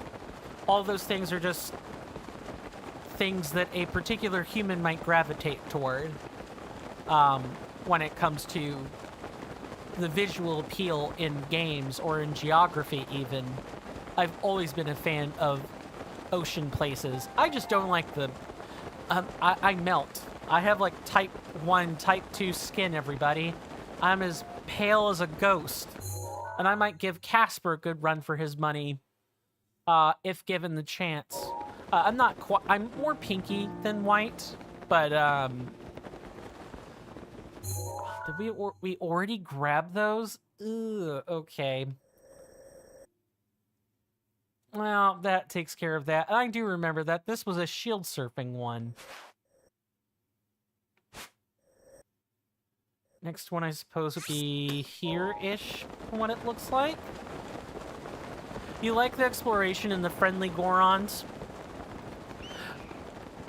Yeah, those are pretty compelling reasons. Plus, hey, mountains are huge vertical sections in games, right?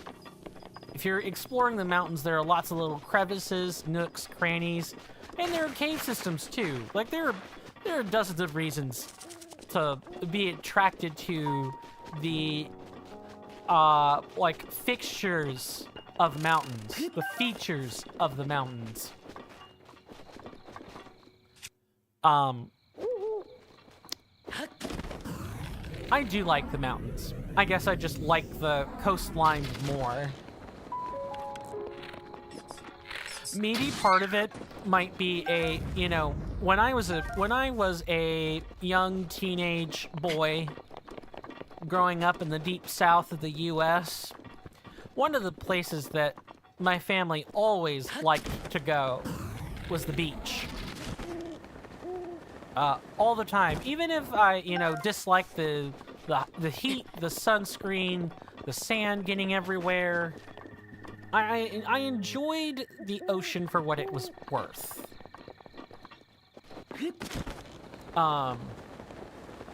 Lots of secrets you can find too, no doubt. Not only because, you know, the devs like to pack secrets in the mountains, but because mountains are just home to so many different secrets. Usually of the geological kind, and also our, Korok is more over back there.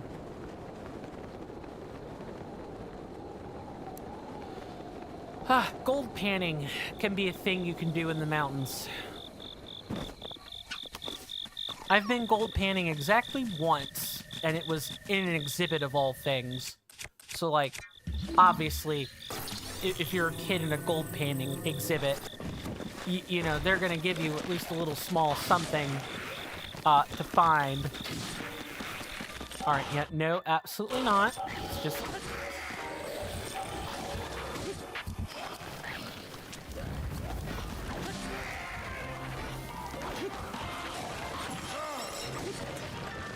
That is an incredible, like, way to waste Daruk's protection.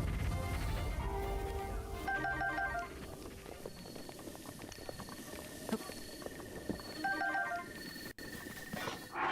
we have any slot? No, we don't. Unfortunate. Is there a puzzle behind this? That's what I would normally think of next. There being like a puzzle.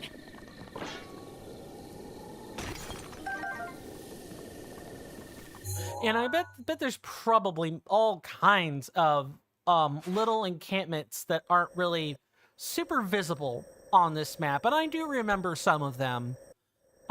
In some cases, you know, you could just look for the little substructures on the map. In other cases, it's caves that aren't really shown on the map, but still have something to hide in them. That is a pretty compelling and attractive feature of the Elden Mountains.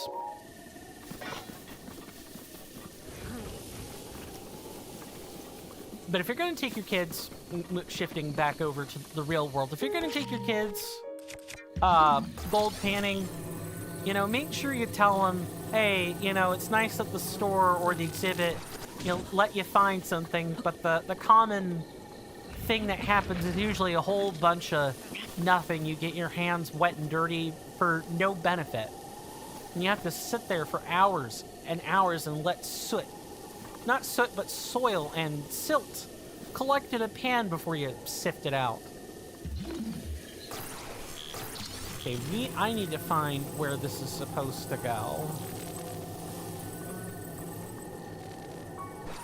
So we have this metal block, which is clearly for a puzzle.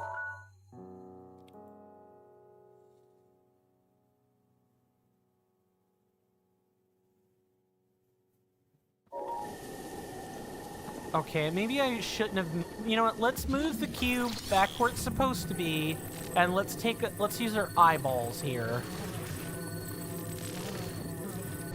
Well, let's figure out... Oh, never mind. It's right there. Your favorite champion ability is Urbosa's Fury. I like when Link snaps his fingers. Yeah, it's right here.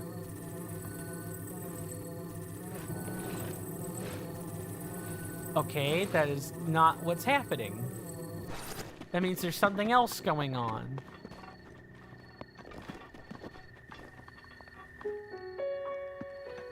Oh, I have it on the wrong one. It's here.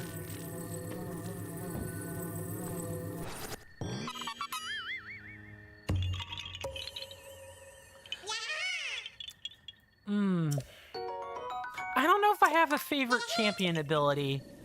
Maybe I'm just a common rube. I mean, I could sit here and say Revolving Scale. I can jump up and down and say I like that one. That one's a favorite. But I'm not thinking about it from, like, the aesthetic sense or anything. It's more of all the champion abilities are useful.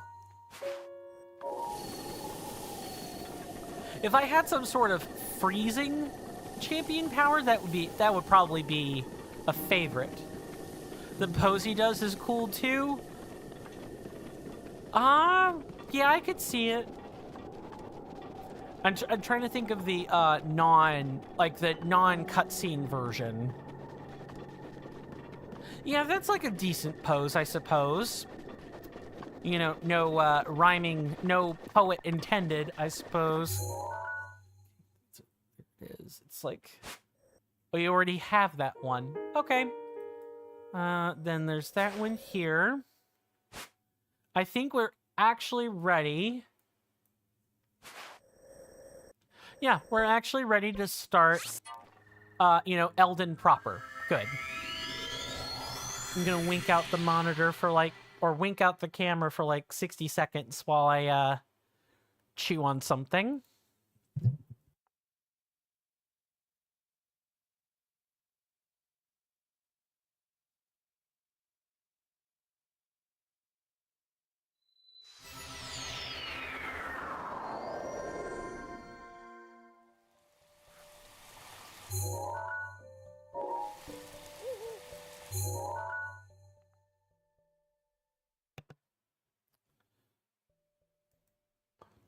Sorry about that, folks. Just, chewing on some food, and I don't want people to, hear me slurping, slorfing, and scarfing food. I think that's incredibly unprofessional. I understand when other people do it. I'm only explaining what I find perhaps unappealing about it. And specific. And for me, it's just like, if you wouldn't want to hear that in a video, you shouldn't do it live on camera. You should, it's the equivalent of covering your mouth when you sneeze. Minus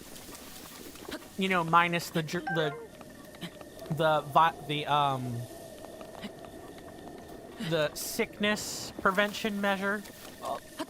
And outside of, the grossness of just sneezing wherever. Yeah, it's just courteous. Oh, hello, ma'am. Sava Saba. Sava Saba. Ah. I'm Karsha the Gerudo. Remember that name.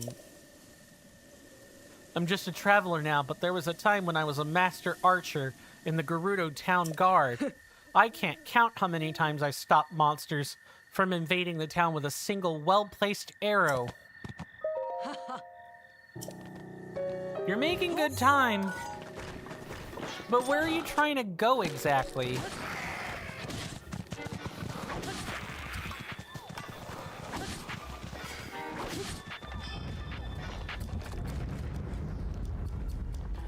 Was that Gerudo just cowering in fear? Saoten, that was nothing. You know, ma'am, it's all right to be scared, you know. Not everybody is trained to be a Gerudo warrior. Not everybody has Urbosa's panache and pizzazz for expert combat. Some people are just meant to be civilians. Oh. Hey, it would be rude of me not to thank you for your help, so thanks. Free fireproof elixir. Too bad it is not 6 minutes in length. Sadness. Could be worse, I suppose. Still, you should always help people whenever you can in this game. They will often give you food or elixirs as a solid and very suitable reward. Let's go ahead and drink this. And then here in the Trilby Valley, it looks like it's gonna start up here.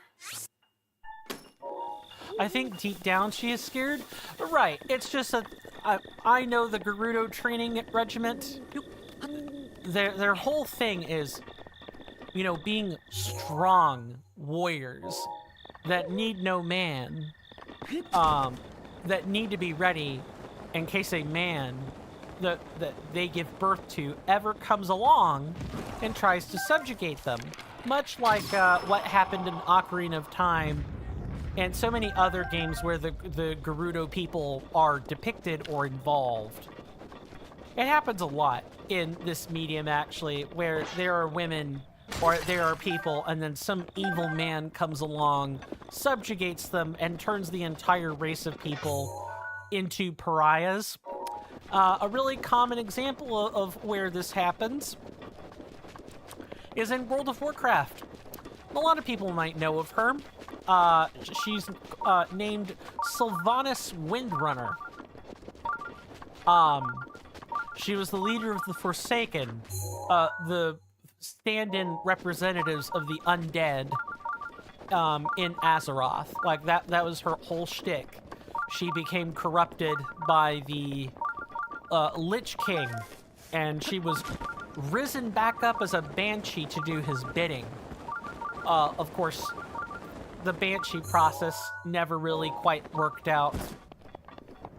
Actually, let's do this shrine first, so that we can go do this puzzle afterwards and we have an easy way back into the region.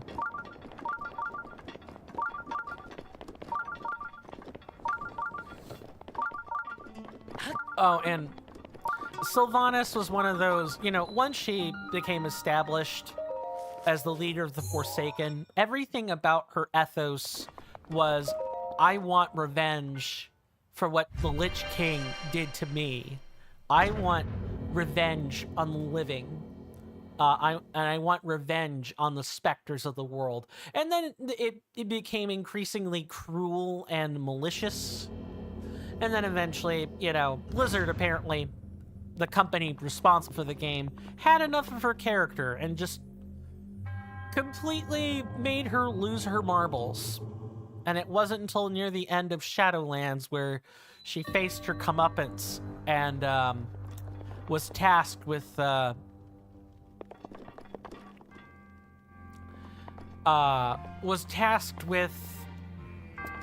rescuing the souls of the people who were unjustly imprisoned in the jail in the Shadowlands. But she should know by now that Link is there to help them. You're talking about the Gerudo chick from earlier. I mean, after Breath of the Wild, sure, I'd say so. Before, no, absolutely not. Link spent 100 years in stasis. People all but assumed he was dead. I'm sorry, what? People all but assumed he was dead, and so I think on some level, I think it makes more sense for them not to expect that help.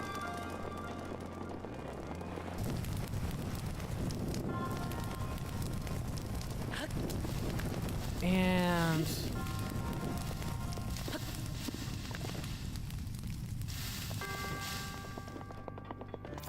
no such luck, I guess.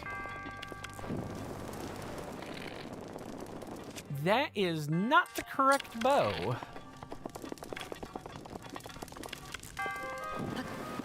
Would I be real interested to see if it's more or less the same thing?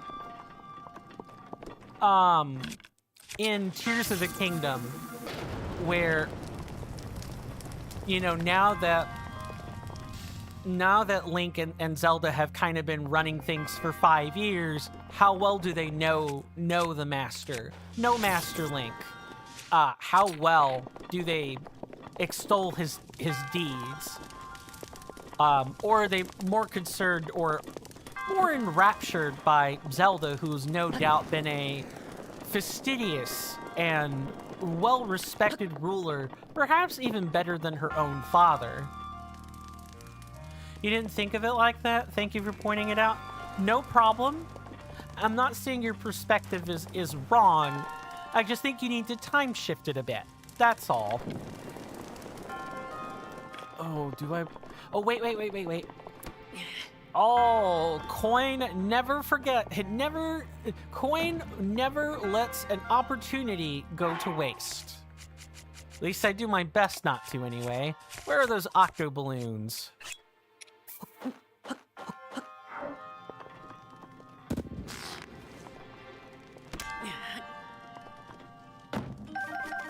I think at most we can hold on to like 2 of these at a time.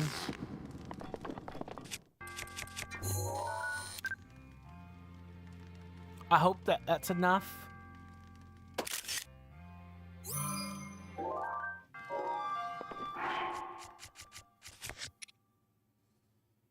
Show a sky filled with balloons, find things that serve as balloons, and then use them to lift the bit. Oh, nope, that doesn't work.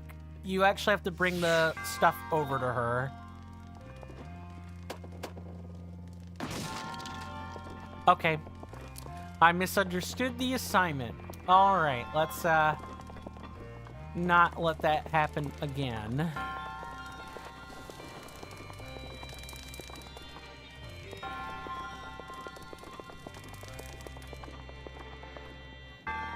Insofar as I can tell,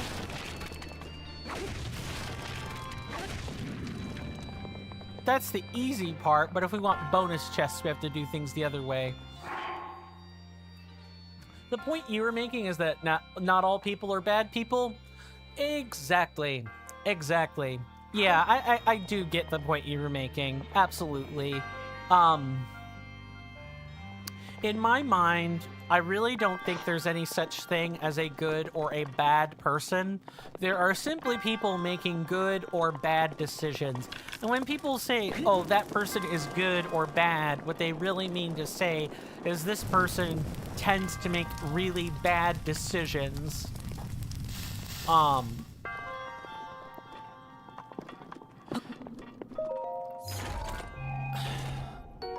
In that case, I sort of find that people aren't really using the words good or bad as like qualitative descriptions of the decision, and more so as a qualitative descriptor of a person. And it's hard, it's just hard. You really don't ever quite know if what you're...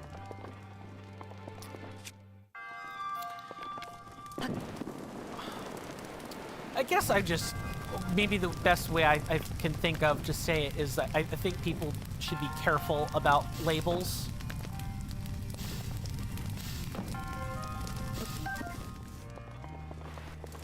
Because it's real easy to get caught up in labels. Is there something behind this? Don't think so, but I'm gonna look anyway.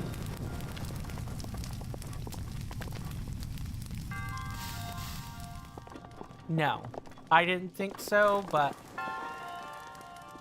sometimes my eyes can deceive me.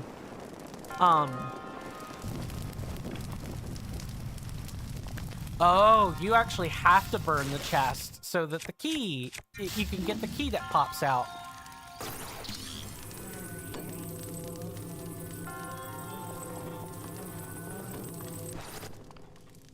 Right?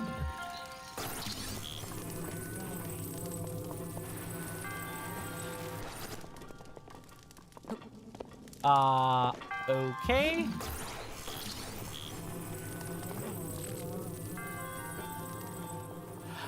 Okay, I just didn't do it quite right. There we go. Let's open this up. And what do we have as our real big, omega, huge, gigantic reward? Not a bad reward.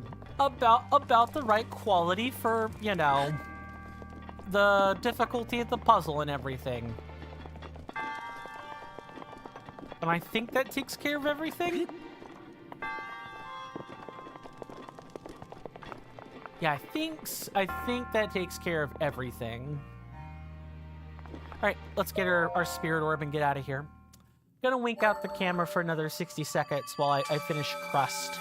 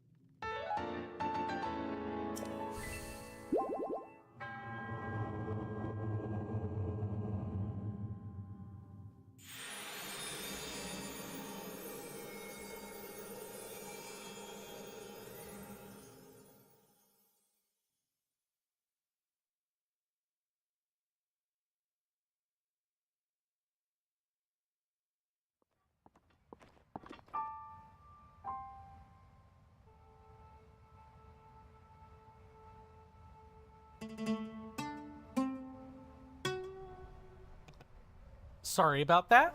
And then I can have my other slice while I'm on break. And that'll more or less be dinner tonight.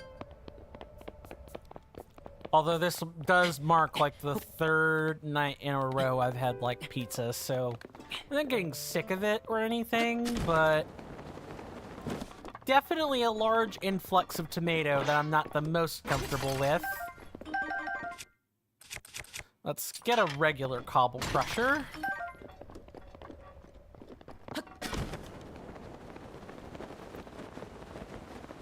Oh, if people don't know the lore about World of Warcraft or Warcraft lore in general, oh, I highly recommend reading the books. Those are some good books. You know, the Sundering, the Shattering, you've got the Trial after Mist of Pandaria. You've got there's actually a lot of written material on this stuff. Definitely worth the read. The thing I'll recommend you don't watch, however, or don't like look at for lore, is the Warcraft movie. It doesn't do the game any justice at all.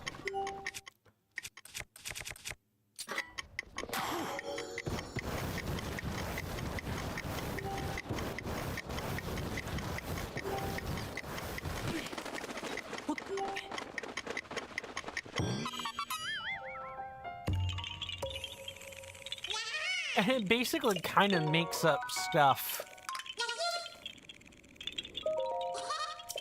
It makes up stuff really easy. It even makes up the orcs' origin story and kind of assumes that the orcs were kind of already there, when that is not at all what happened. Yeah, there's a lot of context that the movie just straight up leaves out, and I get it. I mean, I do get it on some level. The Warcraft lore has, like, probably an encyclopedia, like a Silmarillion-sized chunk of lore. I know it's huge. Too huge. But to make, like, a movie series on, or to try to encapsulate a good chunk of it in a movie. You're getting a fraction at best, but I mean, the fraction is better than nothing.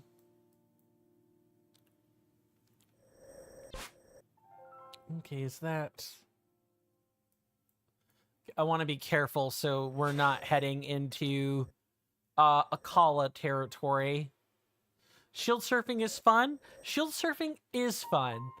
It's even better when you don't have durability to worry about, but yeah, it is generally fun. It's a very unexplored part of Breath of the Wild, and I know it doesn't exist in Tears of the Kingdom because I've looked into it. It's not a thing. The shield surfing has been, I want to say it's been replaced by the fusing mechanic, for better or worse. I think there was a way to like keep everything from Breath of the Wild in Tears of the Kingdom. I don't think they needed to mechanically split it up like they did. I think our next one's like over here-ish. Yep, there's like the Y-shaped little outcrop of trees. It's like right here. Now let's get sprinting, and we will probably have to make elixirs after, I would say after the next stream, probably.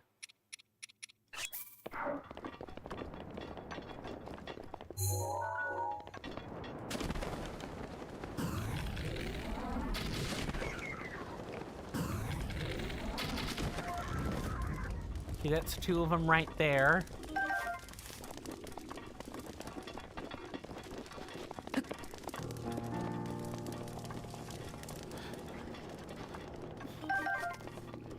Oh, do I want to do that?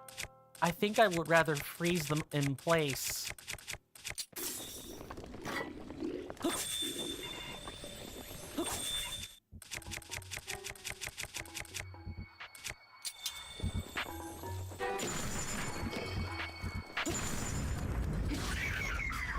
Just gonna knock out as many of them as I can.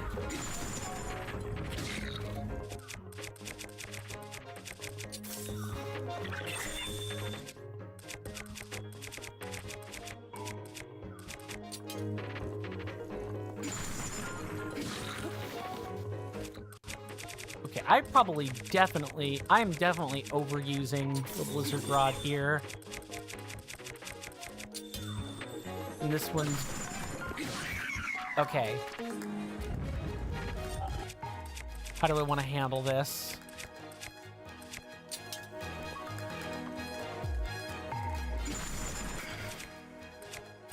Maybe something like this and kind of keep it on shock lockdown.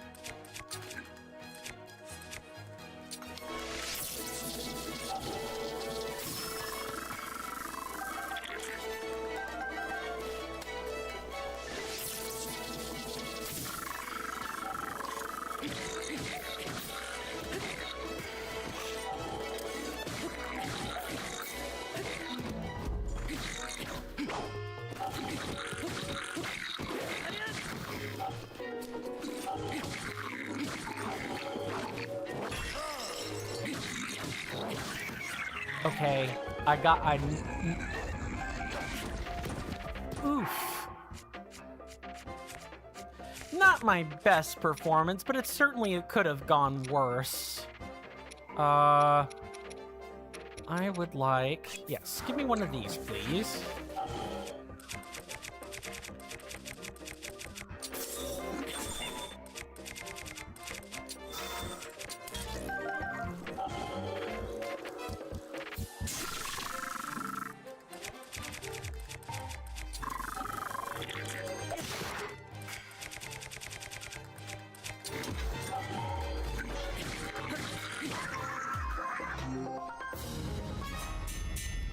Now I wonder what you guys were guarding. That was so worthwhile to, like, huddle up and be in here.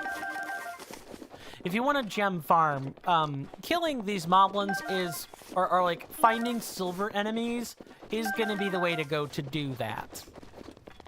I have spent many a fine hour killing you know, silver quality enemies to get gemstones. And if you're on master mode, there are even the gold versions that drop even more gems when you defeat them. I think you get twice as many gems, something like that. It adds up if you kill, you know, as often as I do when it comes to enemies in this game. Okay, we've dealt with that. Back on the trail, I suppose. I suspect we'll probably knock out the Elden region in 2 episodes, not counting today. So 3 total, but 2 full ones today, or 2 full ones over the course of when we would normally stream. And then afterwards, it'll take at least 3 to knock out Akala, because Akala is just such a big place.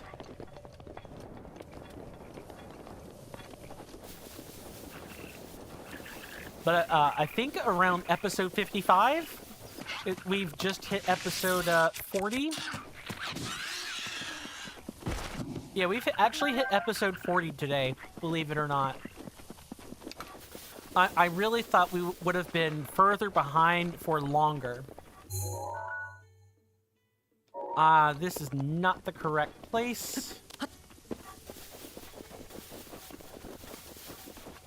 Looks like there are some moblins antagonizing people.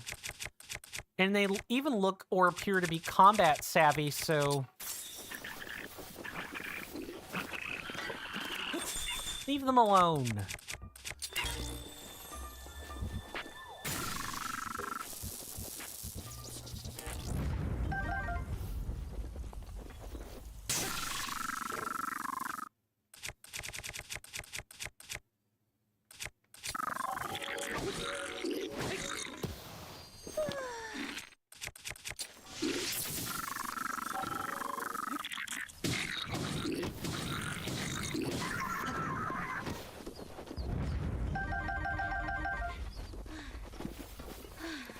Okay, ladies, I trust you're all right. Oh, here I was telling Megan to be more careful of her surroundings. Still, for hearty truffles, I put up with worse. Wow, I did not expect you ladies to be up here. Wow.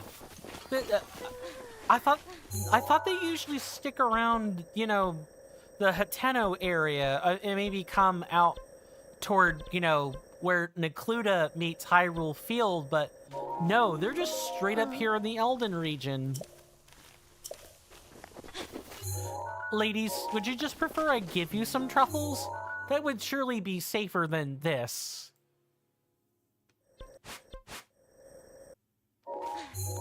Wait, I'm sorry, what? What is this little shape?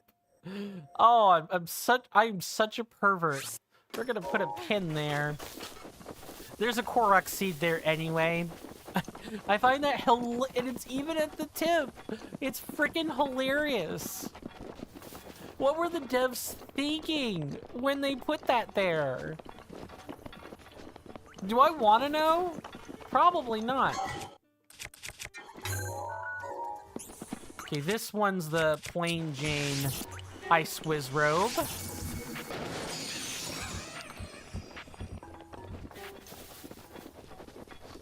Really, what I should probably do, you know, to kind of like end things off, is we should actually go back over to the Krenel Hills and grab a new set of rods.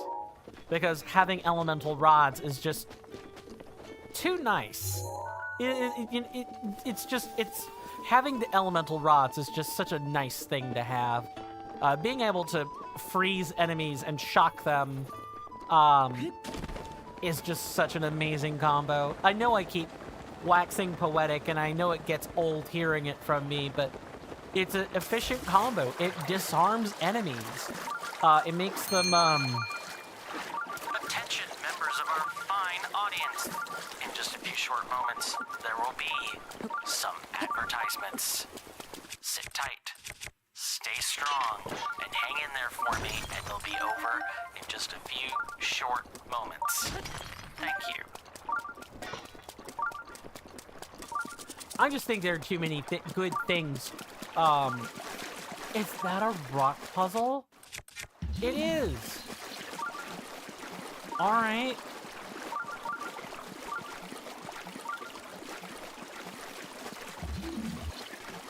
You love the elemental rods too? They have such amazing utility. Really, they do. The blizzard rod by far is like the most useful. You guys have seen me use it before as well, so I know I'm not fibbing here. The blizzard rod is used, and the ice rod, I guess, by extension, because both of them shoot up the same kind of projectile. You can use those to scare away courser bees from their hives, and you don't even have to fight them. It disperses them. It's just fantastic.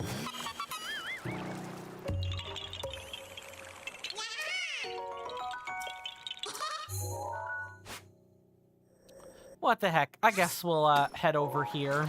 Sure. That looks like an...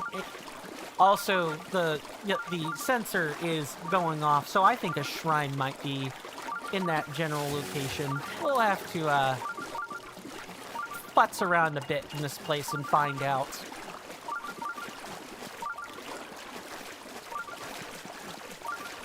And in the interest of not waxing poetic about them, about the elemental rods, you know, all day and night, because I definitely could. And I'm a bit of a magician's apprentice when it comes to games like this. If there were a way I could cast raw magical spells, I would do it, and I would do it in a heartbeat. Because I like magic in games that much. I'm typically playing mages or other sorts of casters in things like MMOs or in Dark Souls or any place where a sufficient amount of casting is done. I'll do it. Or I'll take the more magically inclined paths of a spell sword if I can. As long as, you know, it's one of those branching paths and not, oh, you need an equal amount of each. The fire rod is your personal favorite? I could certainly see why. And both the fire and ice rods, I guess, do also have the... oh, if you don't want to wear cold or heat resistance gear, just equip the rods. That'll save you a lot of time. The power of fire.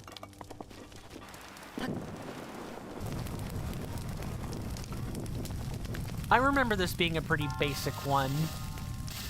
It's meant to act as like a demonstration shrine.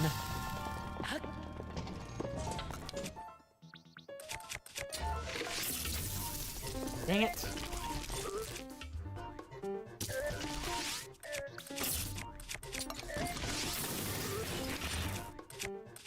Good night, Sir Guardian.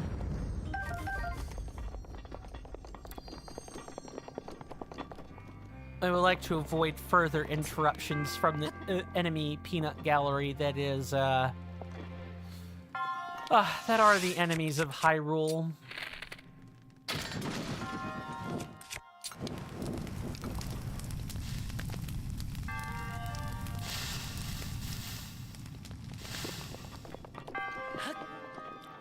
I think what I'll do is I'll go ahead and kind of like park it here and not really do much of anything else until we get back from the commercial break. That gives me time to do things like go to my fridge in the back of the office and pull out the remaining can of cheerwine. Delicious. Or other things. I definitely recommend you guys get up and take a stretch break for yourselves. Given the timers and everything. And I suppose I'll see you after the break.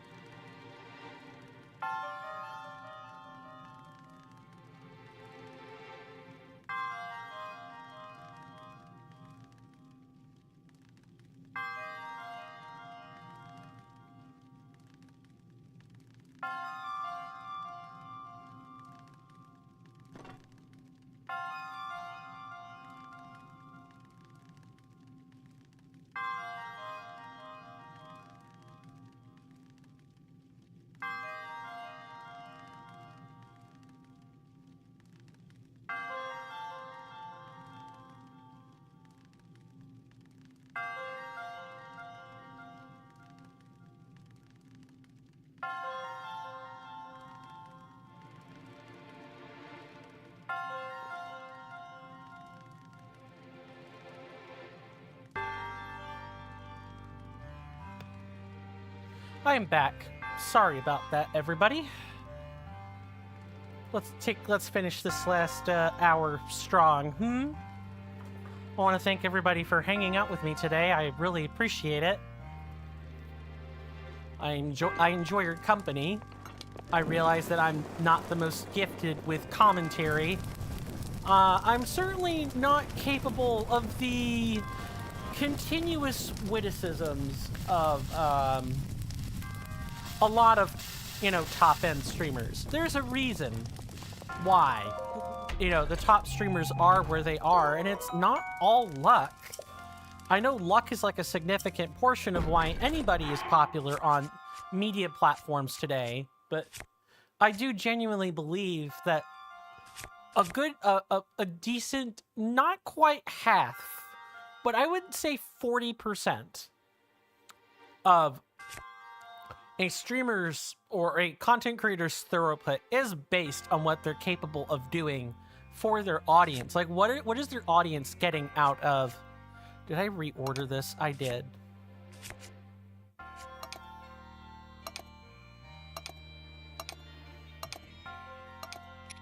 Okay, sure, we can order things this way. That's fine.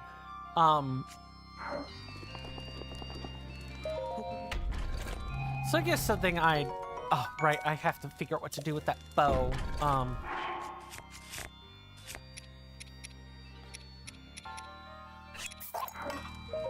Sure, I'll pick up a heightened attack bow. That's fine. I guess something I want to ask, and I would appreciate it if people were honest, which, with the audience I attempt to cultivate, you guys are usually pretty good about being honest. I haven't had any lies yet.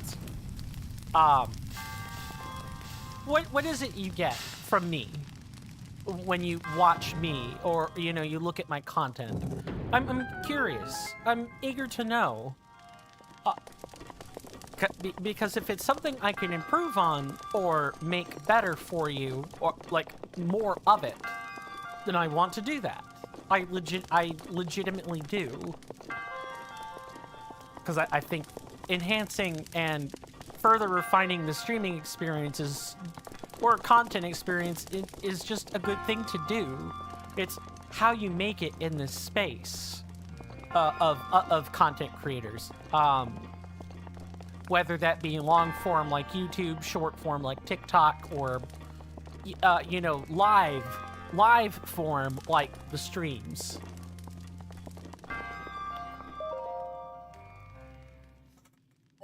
Time to crack open another cold one.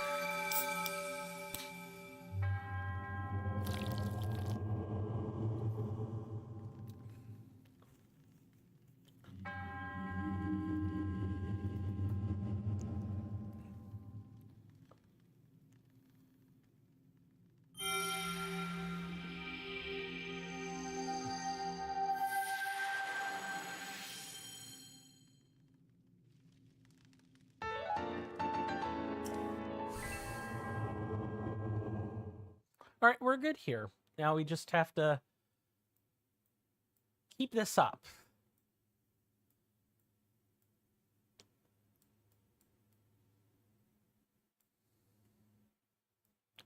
You would love to see more Zelda game streams? Well, someone here's a Zelda enthusiast. I feel pretty confident, based on where the voting is going so far, HBK, that you will get your wish. I can't promise I'll be a Zelda content creator forever. Because I think the next vote I want to line up is, outside of like Tears of the Kingdom, is, do you guys feel up to a streamer's choice on a game? One thing I would really like to do is make another attempt at challenge running Elden Ring Reforged again. I quite enjoyed that side of myself.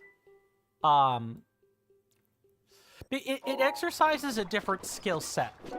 This game, I think, it exercises, or really anytime I do a walkthrough Let's Play experience live, It's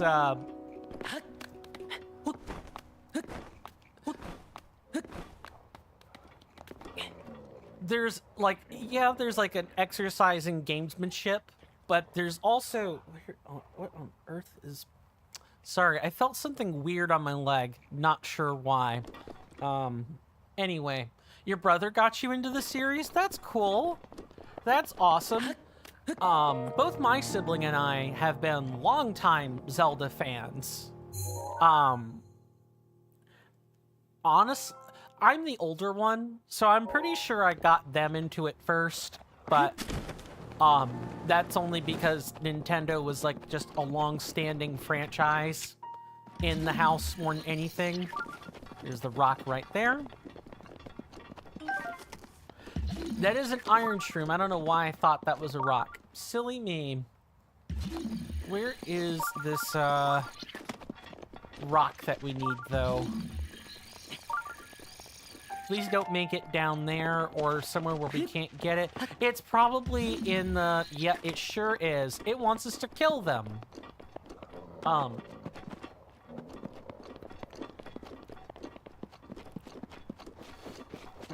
trying to think about which happened first. Whether it was my sibling or myself. And I really don't quite recall. I'm kind of going based on what I think the logical answer would be, not what I remember. I wish my memory were functional enough for that. Sometimes I struggle to even remember... I mean, I've got like a functional memory and everything, but I do struggle to remember certain blocks of history, right? I would say I remember my high school years fairly well.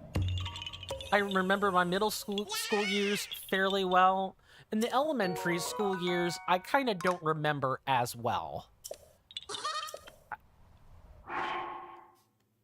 I'm gonna get this insect out of my room if it's the last thing I do. Sorry if I've been distracted at some points. I think my window might be open to the outside again. It's got a loose hinge. Come here so I can crush you. Ugh, disgusting. Absolutely gross. That's 2 today. Yeah, I'm gonna have to go outside of the house and look at where if the windows opened up again. I get a pretty bad influx of insects into the office. Usually, it's supposed to be in more of like the May, June, August timeline.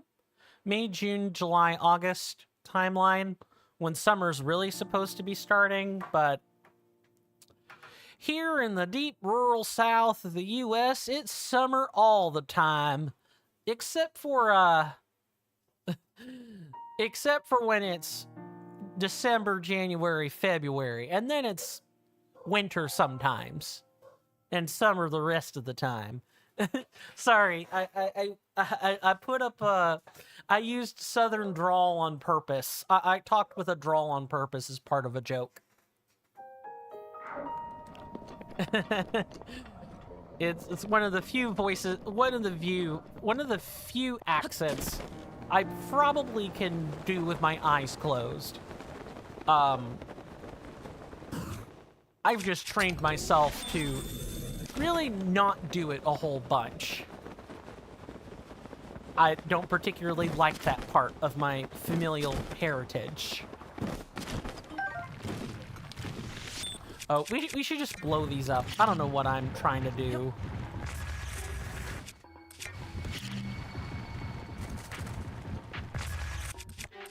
Yeah, in particular anytime you see an elemental chalice, just blow it up. That's gonna be much less hassle for you. A lot of people would say, you know, also do this with the regular... I don't know why I'm saying talus. Peblets. It's peblets.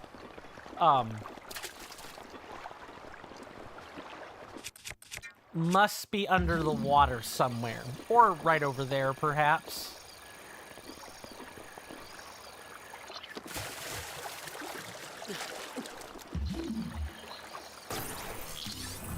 it was something I kind of honed in on as a young kid, like elementary age child. And I'm like, oh, I don't want to talk the way that my kin are talking. I want to talk this other way. And so, not posh, just what I would consider a generic English accent or an American English accent. And so I did.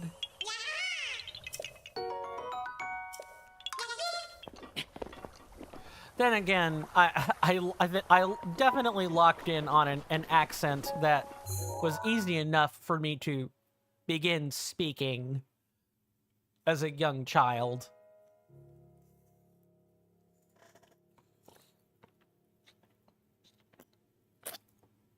Otherwise, I very much could have sounded like this my whole life.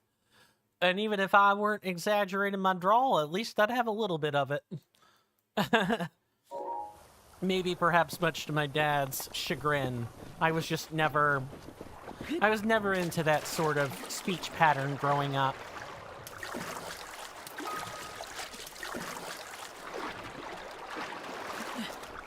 Now, that's no judgment on country folk. I really don't think it is. That's just it never really interested me quite the same way. I have friends who speak like that. Perfectly fine people. I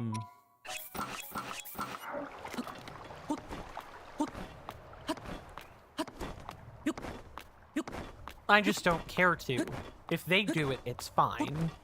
If I do it, I feel a certain ick.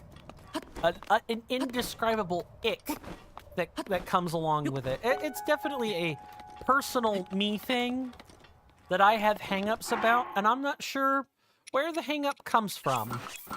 I just know I have one.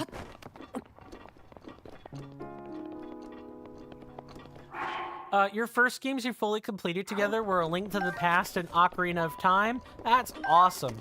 I want to say my first Zelda game was also Ocarina of Time.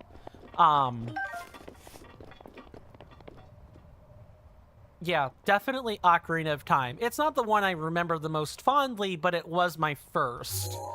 I believe I would be remembering Majora's Mask a little more fondly, but I was an older kid then. I would have been like... Let's see. I was born in 92, which consequently I think it would have been 95 or 6. Ooh, I'm trying to remember published dates for old games. That might be worth a whip out of the phone for Google.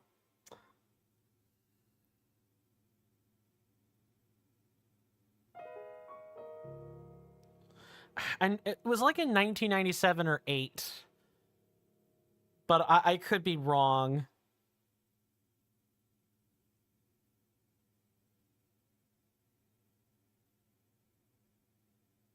$1998. No, I had it right.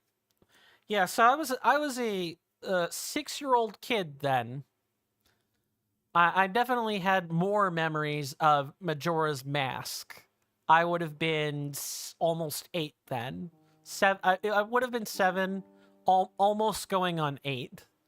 And I would have been well into... Pretty sure I rented the thing first. I don't think I never actually had possession of it, but I was able to rent it back then. Oh, those were the days where you could rent games. Now you kind of can't really do that. You're not really encouraged to do it. Oh, it's like over here. I don't know what I'm thinking of. Yeah, wrong place. Here's a question for folks. Do Majora's Mask came in 2000? I was almost sure there was only a year's worth of difference in the release date. Was it actually 2000?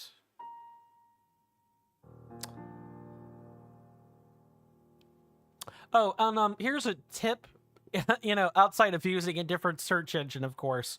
If you're going to use Google as like your default search engine, everybody, do yourself a favor.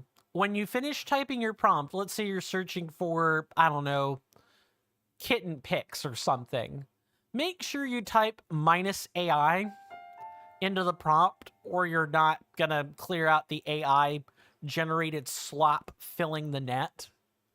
And even then, it's probably not perfect. There are probably things that are AI generated that mimic a style so well that it escapes notice. But you should still type -AI anyway, just to filter out all of the AI generated nonsense. But this is just this man's humble opinion.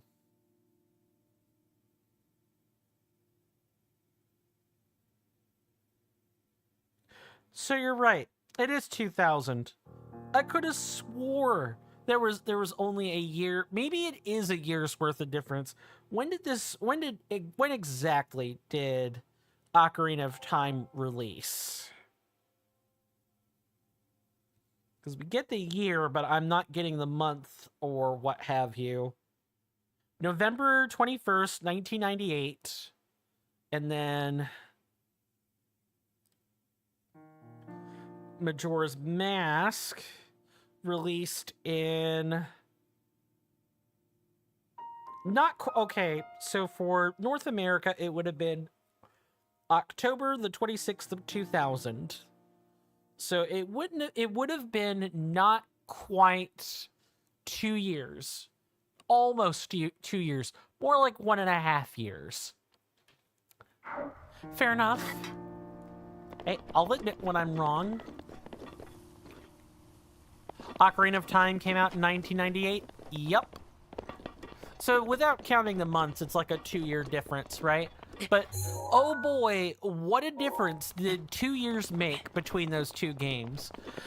Now, Ocarina of Time might have the stronger nostalgia factor, but I would definitely say that Majora's Mask is just the better game, even though it's like 80% reused assets. The only things that are really different are like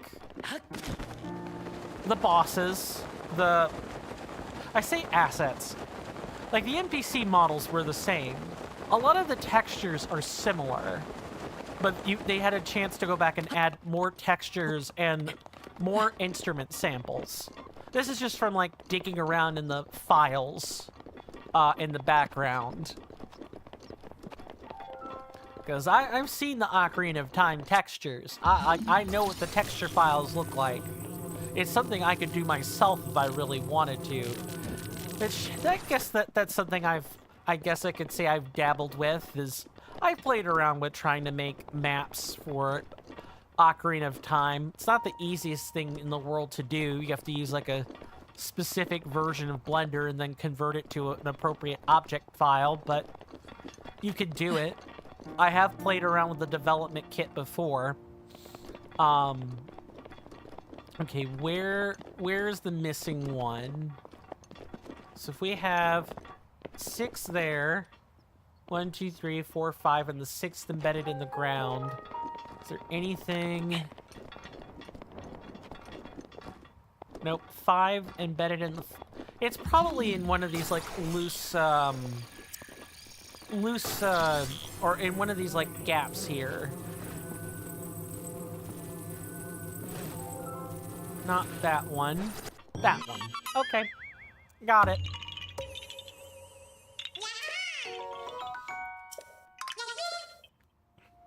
And I believe we've probably hit 50. And I see the next one. It's literally... There's one literally underneath the little landmass there. Just go ahead and move my map along. Yep, and that it lines up with what I'm seeing on the map as well. Let's head up here first.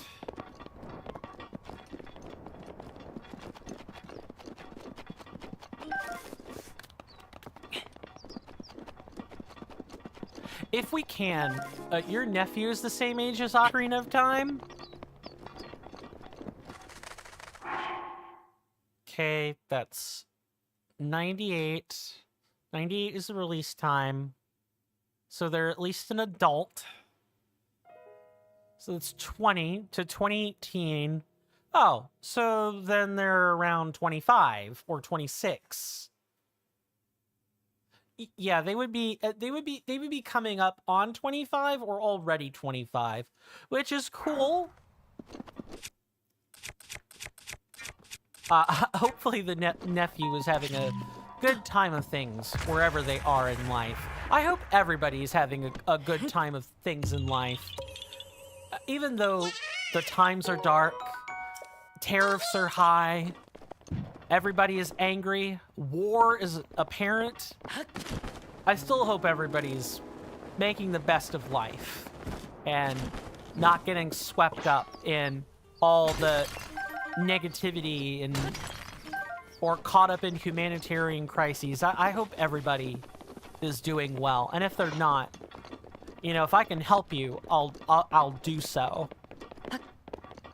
I don't know if, you know, I can't really do all that much, but if I can make this space entertaining, make people crack a smile, or at least just talk about something that isn't, you know, despair incarnate, I'll do it. And I'll do my best to do so. I just wish I were funnier. Because that's typically what entertaining is, isn't it? Funny? People like the funnies, the ha-has, the hoo-has, the he-hoos. Okay, I'm faffing about here, but that... I'm faffing about, but I hope people get my point. I want to say one of those has got to be on top. Oh, you know what? Nope, I know what it is.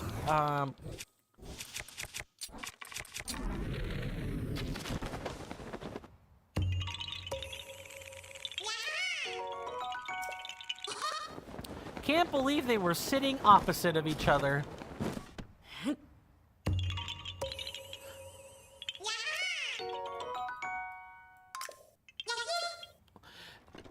And I should probably say, I would definitely go so far as to say that the Koroks on Death Mountain or in the Elden region are fairly spread out. There really isn't like too many, there really aren't too many, Koroks like condensed in a single place like we saw in Hebra or in Hyrule Field or in speaking of, I see you over there.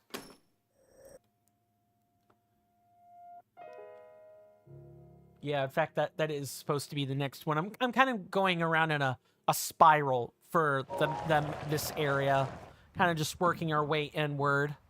Maybe make it to the Caldera eventually. You have another one the same age as A Link to the Past.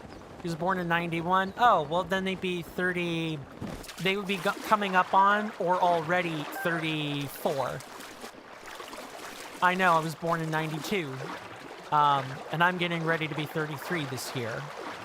Not quite there, but I'm 6 days from being there. I only wish times were more peaceful. I only wish times were more peaceful and everyone was less globally upset.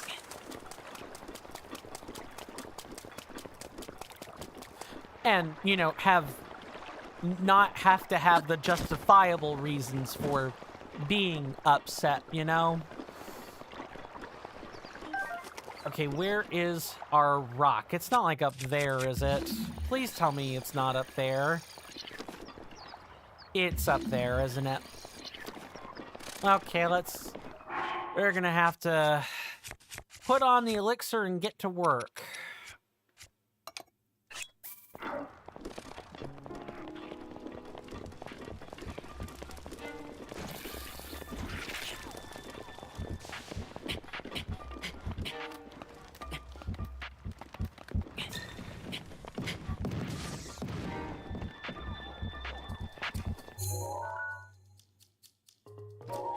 Where is this rock?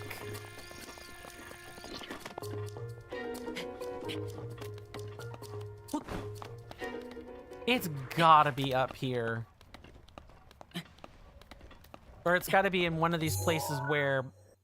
Yep, I think I got our rock. That is a stupid amount of distance for a rock. What were these devs smoking? Yeah, I'm being too harsh. I know. I have to wonder what was going in their minds when they decided to do this, though. Or not. Okay, now I really want to get in their headspace. It's not like way up here on the top of the shelf, is there?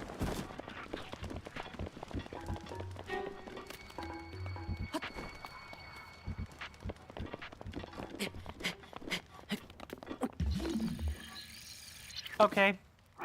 You're 16 days from being 50. That is awesome. I hope you have a wonderful 50th birthday. If I never get to speak to you again for any reason, HBK, I sincerely hope you have an awesome 50th birthday.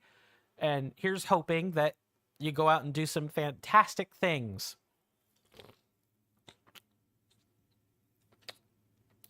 For on your 50th. Living to half a century is impressive.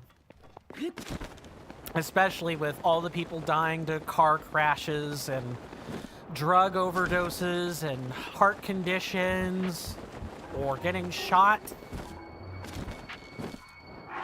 I'm quite impressed that you've gone on to be nearly 50. And I hope you take some amount of pride in that. I realize it's a really weird compliment. I realize it's a super weird compliment I'm paying you, but I do hope you see it as one. And if not, you know, let me know so I can stop sticking my foot in my mouth.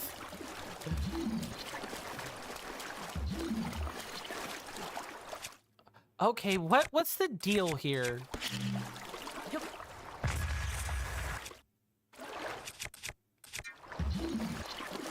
For anybody out there who's... What on earth is going on? Is this one of those, you gotta knock the boulders out or something? You're welcome, HBK, anytime. Oh, I guess while I'm here, I should go ahead and explain this, because I have not done so yet. We've seen a couple of these, but Death Mountain is, like, the first to have, like, a lot of these all at once. These are hot springs. The Broca Island, Lake Intinok, Lake Verona, as well as like the Goron hot springs. These are all hot springs. If you have less than full hearts and you come in here, you will heal up to full. You could still drown in here, but you shouldn't die in here.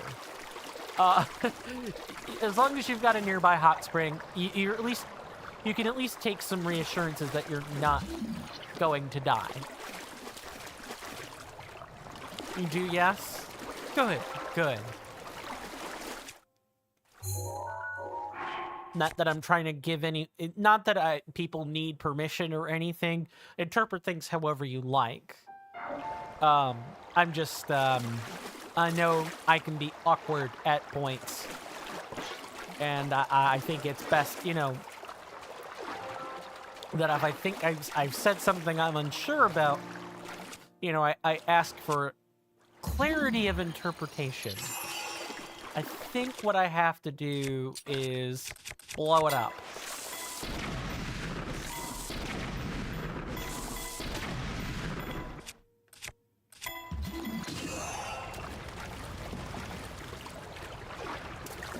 Okay, so we blew up the rocks, but why?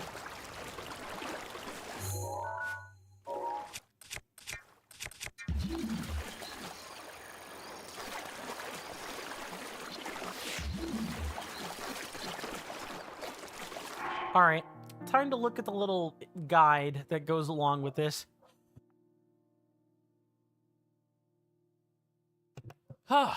Excuse me. I'm lucky I was able to mute that in time. Are you serious, game? Oh my god, this game is totally serious. This game wants me to carry this rock all the way over from here. That's insidious. Ah, it could be worse. It could make me have to blow up a rock and figure out how to dredge it out from underwater. Thank goodness diving isn't a thing that, like, underwater diving isn't a thing that this game asks you to do. Which you think it would, right? Because we can swim. We can swim, we can, you know, dash while swimming, but we can't hold our breath and go diving. When historically, other games in the franchise have let you do this. I suppose maybe it might be a tad much to ask, given that,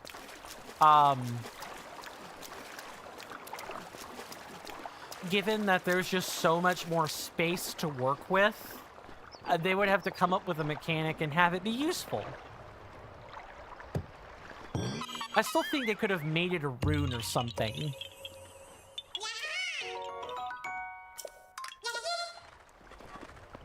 I don't know. That's just the underwater exploring enthusiast that I am. I always think about that sort of thing. Anytime I see a big body of water, I'm like, we can swim in it. Can we dive in it, though? It's like over here. It's like... Let me look at this. Okay, so if I go over to this quark... Oh, all right, yep. I got a bead on where it's supposed to be.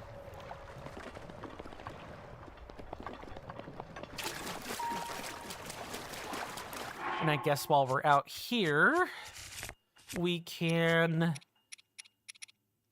boost our speed a bit more.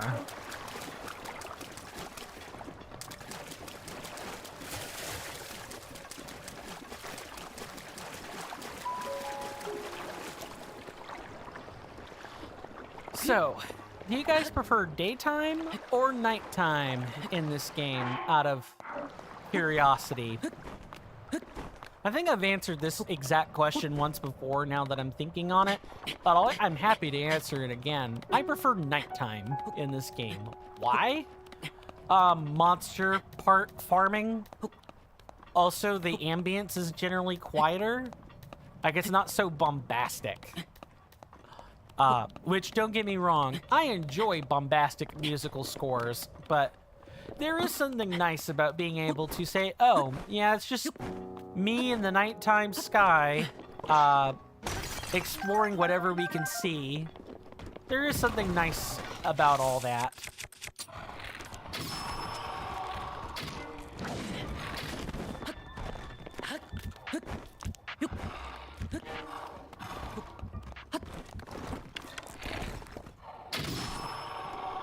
Ha! You knocked me down and then forgot you knocked me down. Amazing. Absolutely impressive. Great stuff. Ooh, I think we have a quest to get 10 of these, don't we?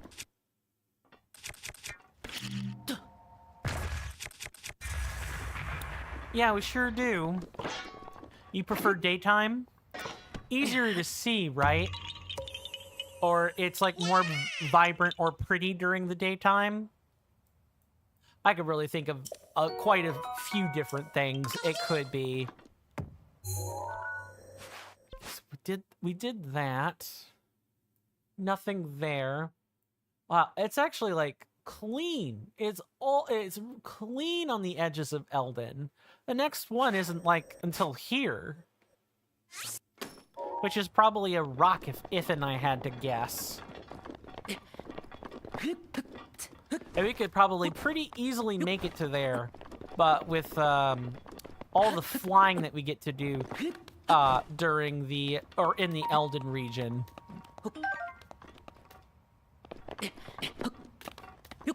The Blood Moon. So, when you say Blood Moon, do you mean because it has already occurred? Or because it hasn't occurred?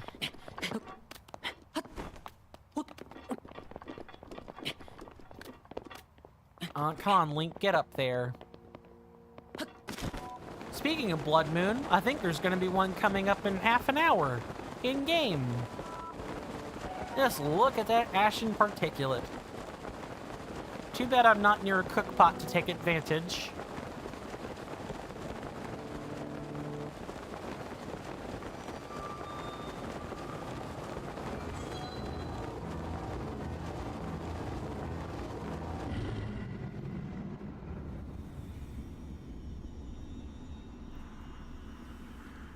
The blood moon rises once again. Please be careful.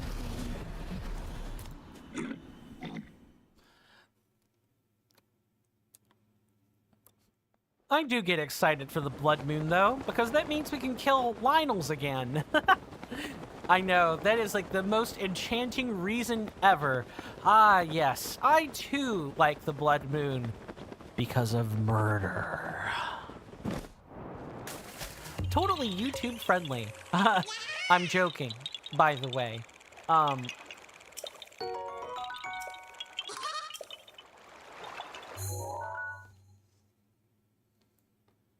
what's next? So we technically went up here, but never actually did anything other than grab that shrine. Just like real quick. We already grabbed that Korok seed. Thank you, spam caller. Don't call me back. Please, thank you. No, and never again.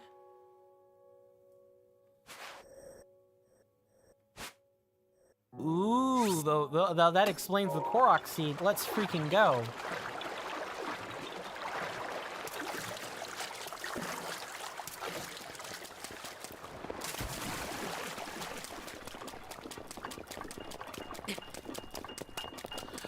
What does the Blood Moon have? I was kind of like making sure I gave plenty of time before I just said something. I presume the Blood Moon has something specific that you like about it. Could just be the pretty color too. I mean, that also works. I do quite enjoy Blood Moons in other games. Usually they're a nice scarlet. And are quite fearsome things. Okay, it is getting hotter. It should start burning up real soon. And there we have it.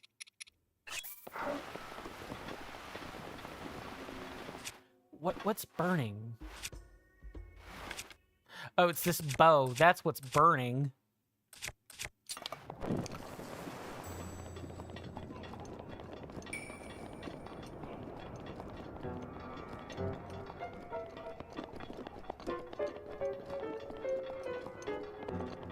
I do not envy the souls who have to live up here.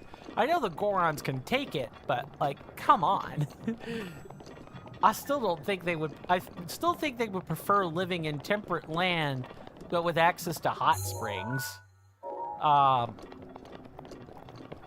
think there's some Gorons in... I know there's, like, one traveling Goron in Twilight Princess, and there's, like, another one in Skyward Sword. And I think their commentary on... their travels is similar in spirit, to say the least.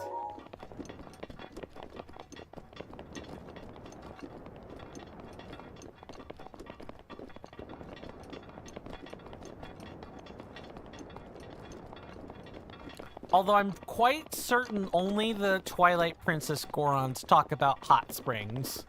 Because hot springs don't exist in traditionally inhabited areas of the of Death Mountain in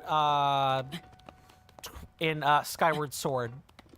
The only time you get hot springs or like healing water, I believe, is in the second dungeon inside the volcano or whatever. Where you face like Girahim for like the third time. Alright, let's figure out where our friend the Rock is. And we'll name him Dwayne. And then we need to figure out another rock whose name is William.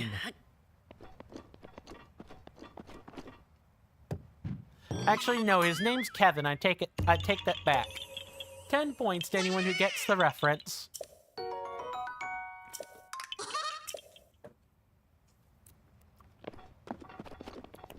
Alright, I'm gonna wink out the camera, and we're going to enjoy a memory together. Hopefully that sounds great.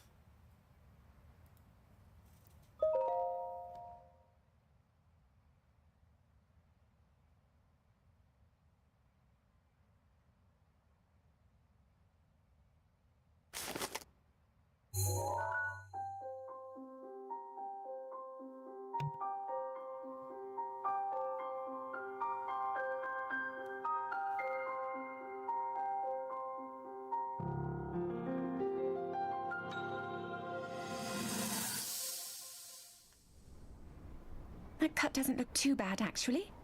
You're fine for now. But you know, there's a fine line between courage and recklessness. As brave as you are, that does not make you immortal. It seems that not only is the frequency of these types of attacks on the rise, but the scale of beasts we are facing is intensifying as well. I fear that this is an omen which portends the return of Calamity Ganon. And if that's the case, I'm ready to expect the worst. We'll need to make preparations as soon as possible.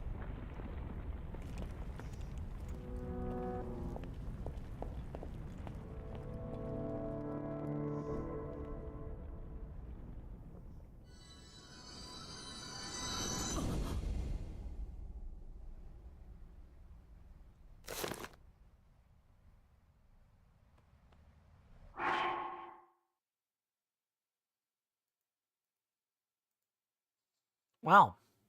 Which memory was that one?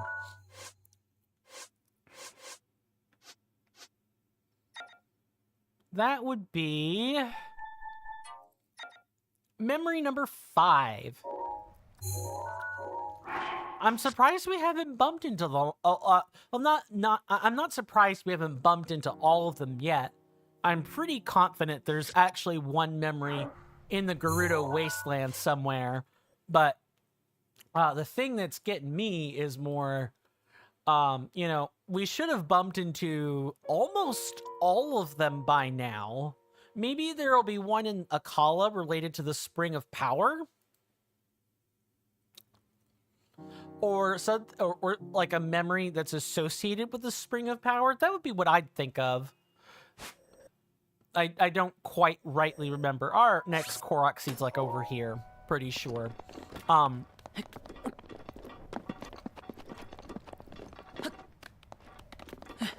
Oh, I feel so many sneeze. I think this is like the 4th time I've sneezed today. Ugh, not a fan. One of your favorite memories in the game?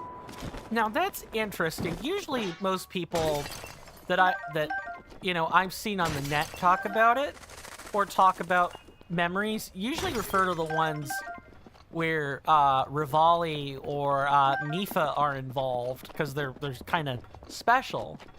Why do you consider that one your favorite HBK, if and you don't mind my asking?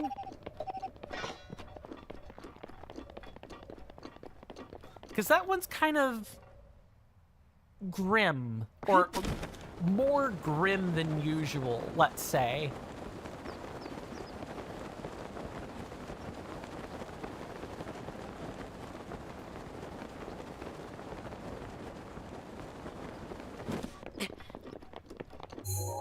And believe it or not, let's see, no, there's that memory there.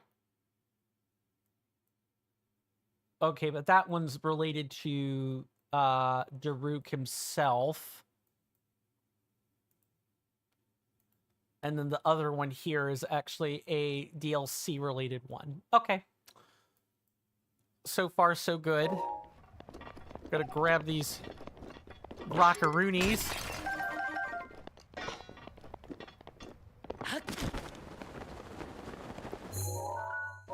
Ooh, oh, you know what? We never went and saw the boss We kind of just left Yunobo hanging, didn't we? That's funny. I mean, it's not funny, but at the same time, it's like, what the heck? Like, I knew I was forgetting something. I kind of just went about and lazed out on the town, and then just never actually talked to the boss again.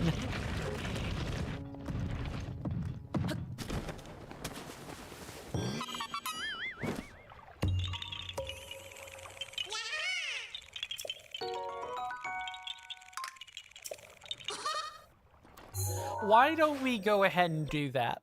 We've got about 10 minutes left, and I believe there's going to be some dialogue that comes along with this. So, it's probably worth checking out. Besides, I'm pretty sure we get an ancestral weapon for talking to the boss. And it is Daruk's ancestral weapon. Because Zelda and Link are in it. I suppose there's not really another compelling reason you need, huh?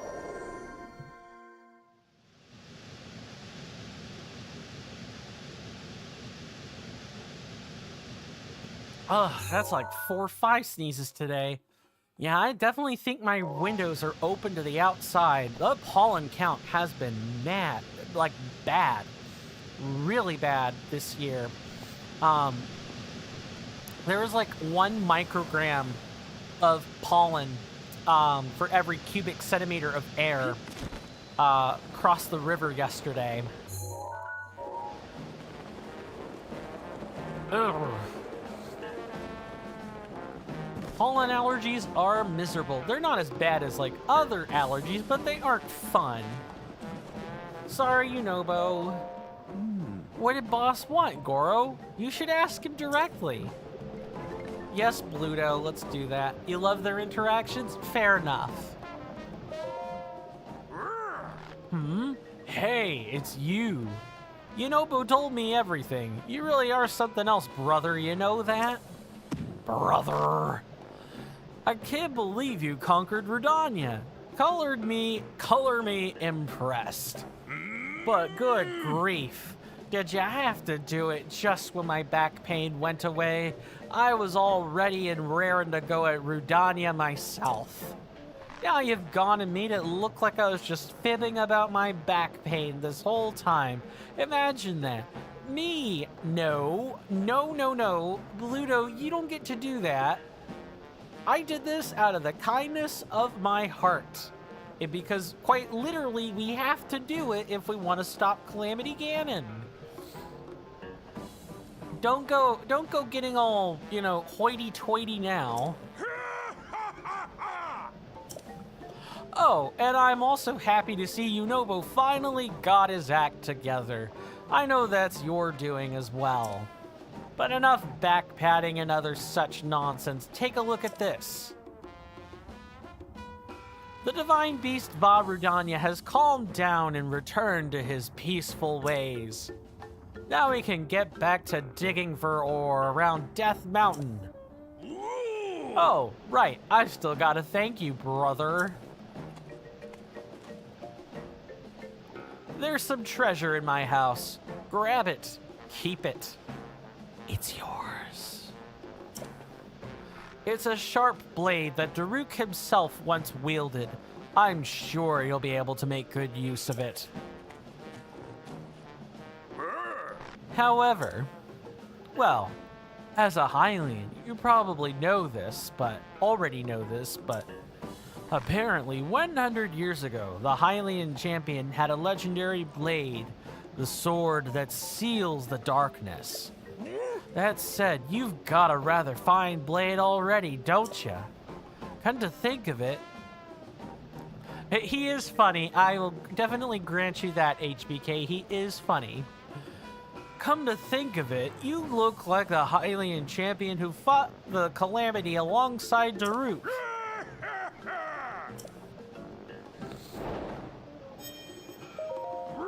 Oh, it's you. Wait, is that a pencil lip mustache? I'm sorry, what? Hold on.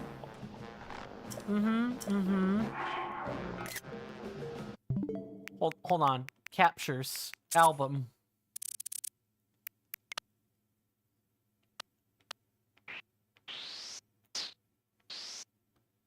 Oh my god, yes. That is a pencil mustache.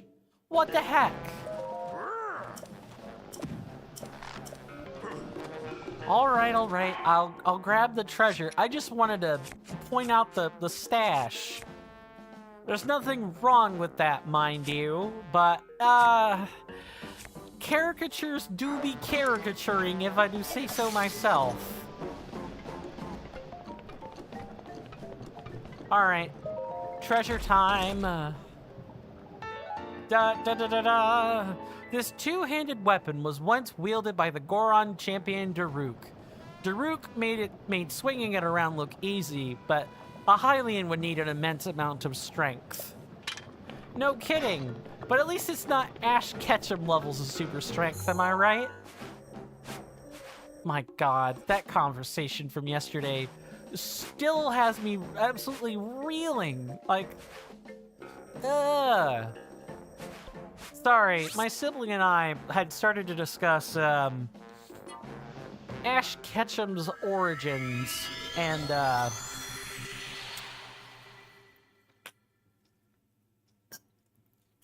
my sibling floated the theory that while Ash's dad is like barely seen or heard of, apart from like a single episode in the original, in like the original season of the very first iteration of the Pokemon anime, in like episode 2, and then never again. The theory, I think, if I remember correctly, the theory was, you know, Ash's dad is like part Pokemon, or like Mr. Mime itself, which I thought was super silly. They're entitled to their theory. I'm definitely not saying they can't have it. But like, come on. And also, people have been. I found out about the Ash Ketchum drawings because of the feats that Mr. Ketchum is capable of. Apparently people don't know what suspension of disbelief is, or just are ignoring it for the sake of like theorizing.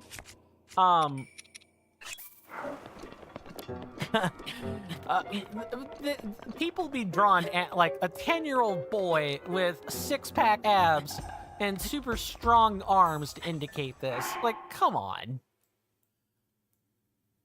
I think just, and I know the next line of, like, statements that are gonna leave, like, but it's clearly shown that he is stronger. I'm not arguing that Ash doesn't have super strength.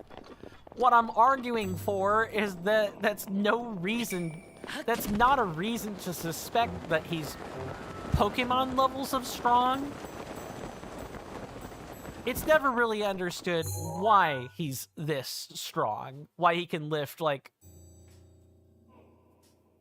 a 1,000-pound object, and or has enough pulling strength to lift a Whalmer out of the water.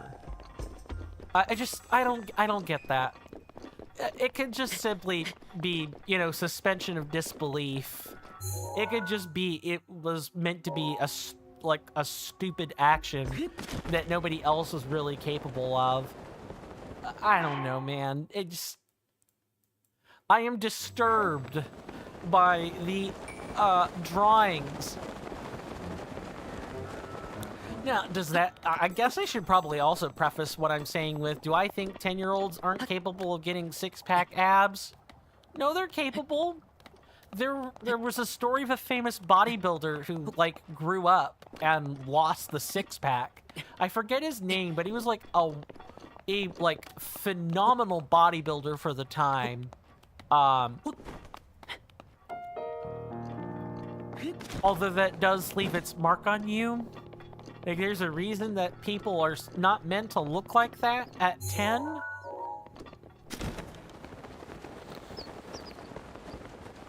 I think the theory is entertaining. The theory is entertaining. There is value in it. I'm not trying to disparage the theory. I'm not trying to say it's illegitimate. I just find it silly. People can have their silly theories. I just think they're silly. That's all. That was like a 15-minute discussion at the dinner table yesterday. It wasn't like a super long one, but it did stick with me.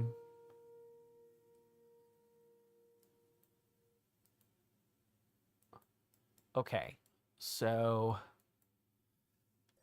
I think I think the last thing we're going to do real quick is we're going to come over here and we're gonna mark our we're gonna mark our day with a bit of death and destruction. How does that sound?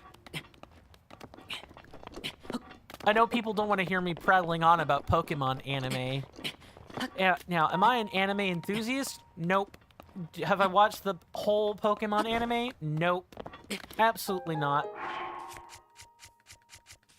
But I've played a good chunk of the games, and do play fan games as well from time to time. So the lore of Pokemon is something that, like, on a general level interests me. And typically there's just, it's just one Deus Ex Machina explanation after another for why humans can and can't do this or that in that universe, and why children at the age of 10 have this journey they have to go on instead of doing what normal people do and have their single solitary Pokemon and, you know, get a job or what have you.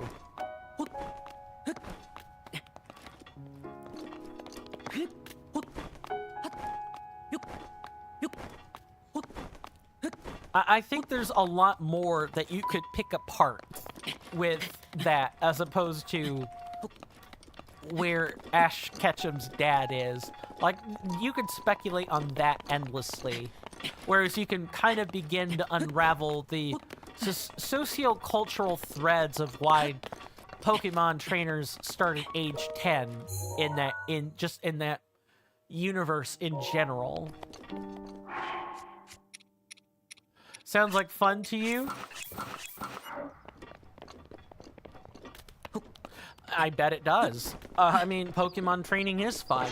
At least when it comes to the game mechanics anyway. That's what I should probably say. At least when it comes to the game mechanics. But it's the overall arching lore that at least drives my interest. I don't know if the same is true for my sibling. I can only speak for myself. But Pokemon has always been a fascinating subject. And I think it says a lot more about what perhaps Japan, like, advertises to Western audiences, or what they push out to the West as opposed to anywhere else. Because Pokemon is very much a Japanese, like, I remember when there were early videos when it was referred to as Pocket Monsters, back before it had the Pokemon name at all. Now, of course, Pocket Monsters is not really something that exists. That's where Pokemon Red and Blue came from. Like, the very first ones. But Pocket Monsters was just a temporary name. Ooh, I better get moving.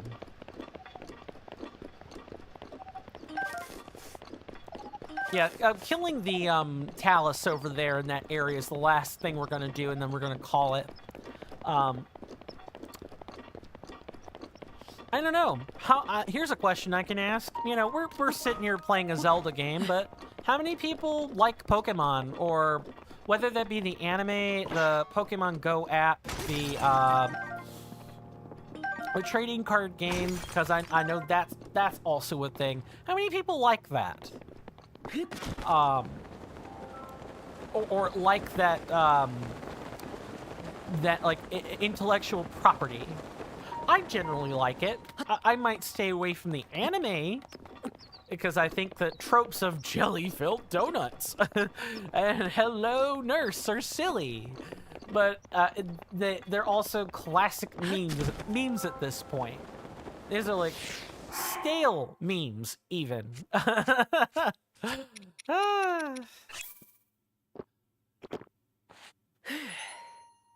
Oh, did I misread a comment? So sorry. Oh, you were talking about how ending the stream off? Gotcha. Okay, cool. I'm glad you agreed then. I think I think in games like this, if you're gonna entertain, I think you're going to have to space out the exploration with combat. The combat keeps things from getting super stale.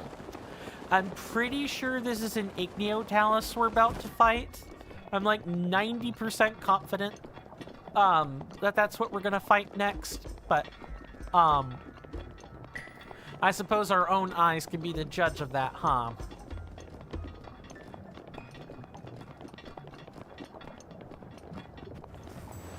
You like the trading cards?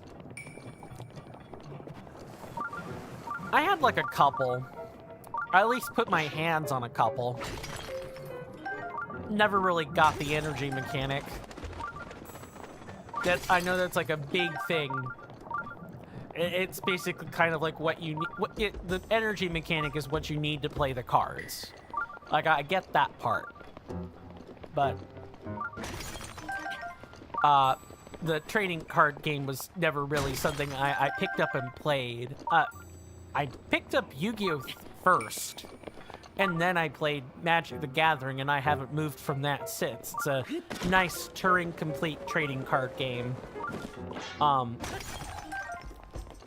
I imagine just because of how popular Pokemon is with children, or how popular it can be, I think there's more of a collectability aspect to Pokemon, or even Yu-Gi-Oh! For that matter, than Magic the Gathering. Because these are experiences that children had a chance, whether you're in Japan or in the West, had a chance to, like, grow up on. Alright, let's save it up and get busy.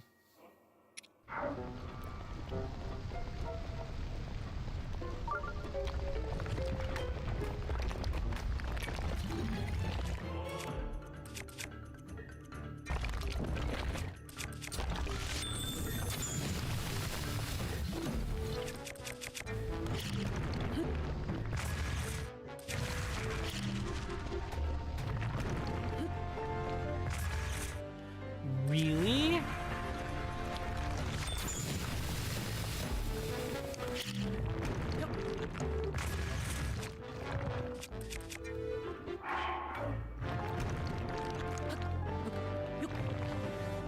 Oh, come on. Yep. Get away. Freeze him.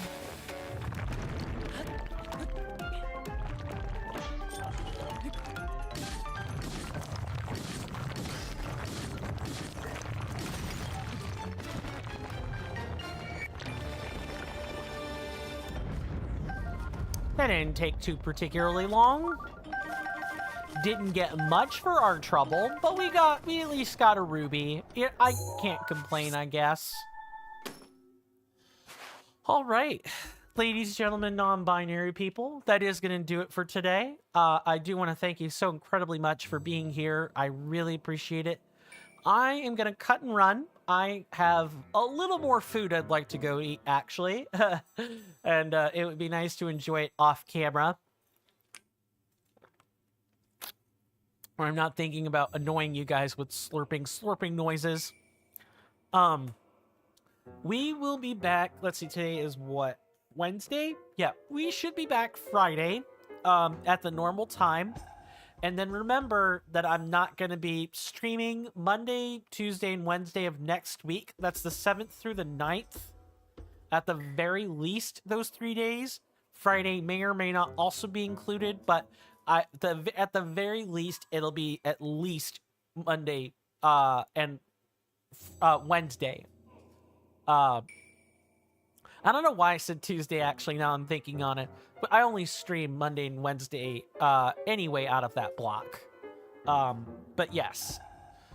Definitely, at the very least, not streaming during those times next week like I normally would. The Google Calendar resource that I have in the content resources channel on the Discord should have all of that for you. You can click on it. It is a link. You can click on it.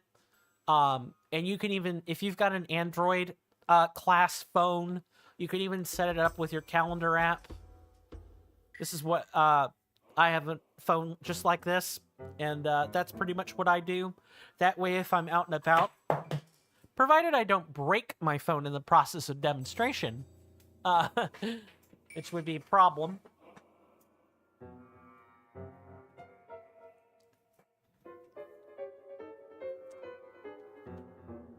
I can at least edit it on the go, provided I'm not super occupied. I think there's anything else. No, I don't think so, at least in terms of that bit of bookkeeping. YouTube stuff is a constant work in progress. I will try to have something out this week, at the end of this week. I will also try to have some form or shape of content for you guys on YouTube during that, like, 3-day chunk, if at all possible. If not, yell at me. I could sincerely use the motivation. Something else I'm also fighting, but that's neither here nor there. You guys have been awesome. My name is Coin. And this has been another episode of The Legend of Zelda Breath of the Wild. If you guys want to see more of this, you know, make sure you followed and or subscribed if you haven't done so already. That way you can keep up with the content. Make sure the notification bells are on. Consider sharing this with friends and family, or, you know, people that you talk to regularly on Discords or messaging apps or something. I'm trying to cultivate this channel one presence at a time, and I can only spread myself so thin and talk to so many people. So I always appreciate the extra help I get in that regard. I am trying to make sure I've managed social media, but even then, social media is saturated with nonsense and negativity. So the more word of mouth I get, the more appreciative, and hopefully the more people that will stop by. Yeah, I think that'll about do it. You guys are welcome in my hallowed halls anytime. Do stay safe and take care of yourselves, my lovely senators and inductees. And with that, I wish you well, and goodbye.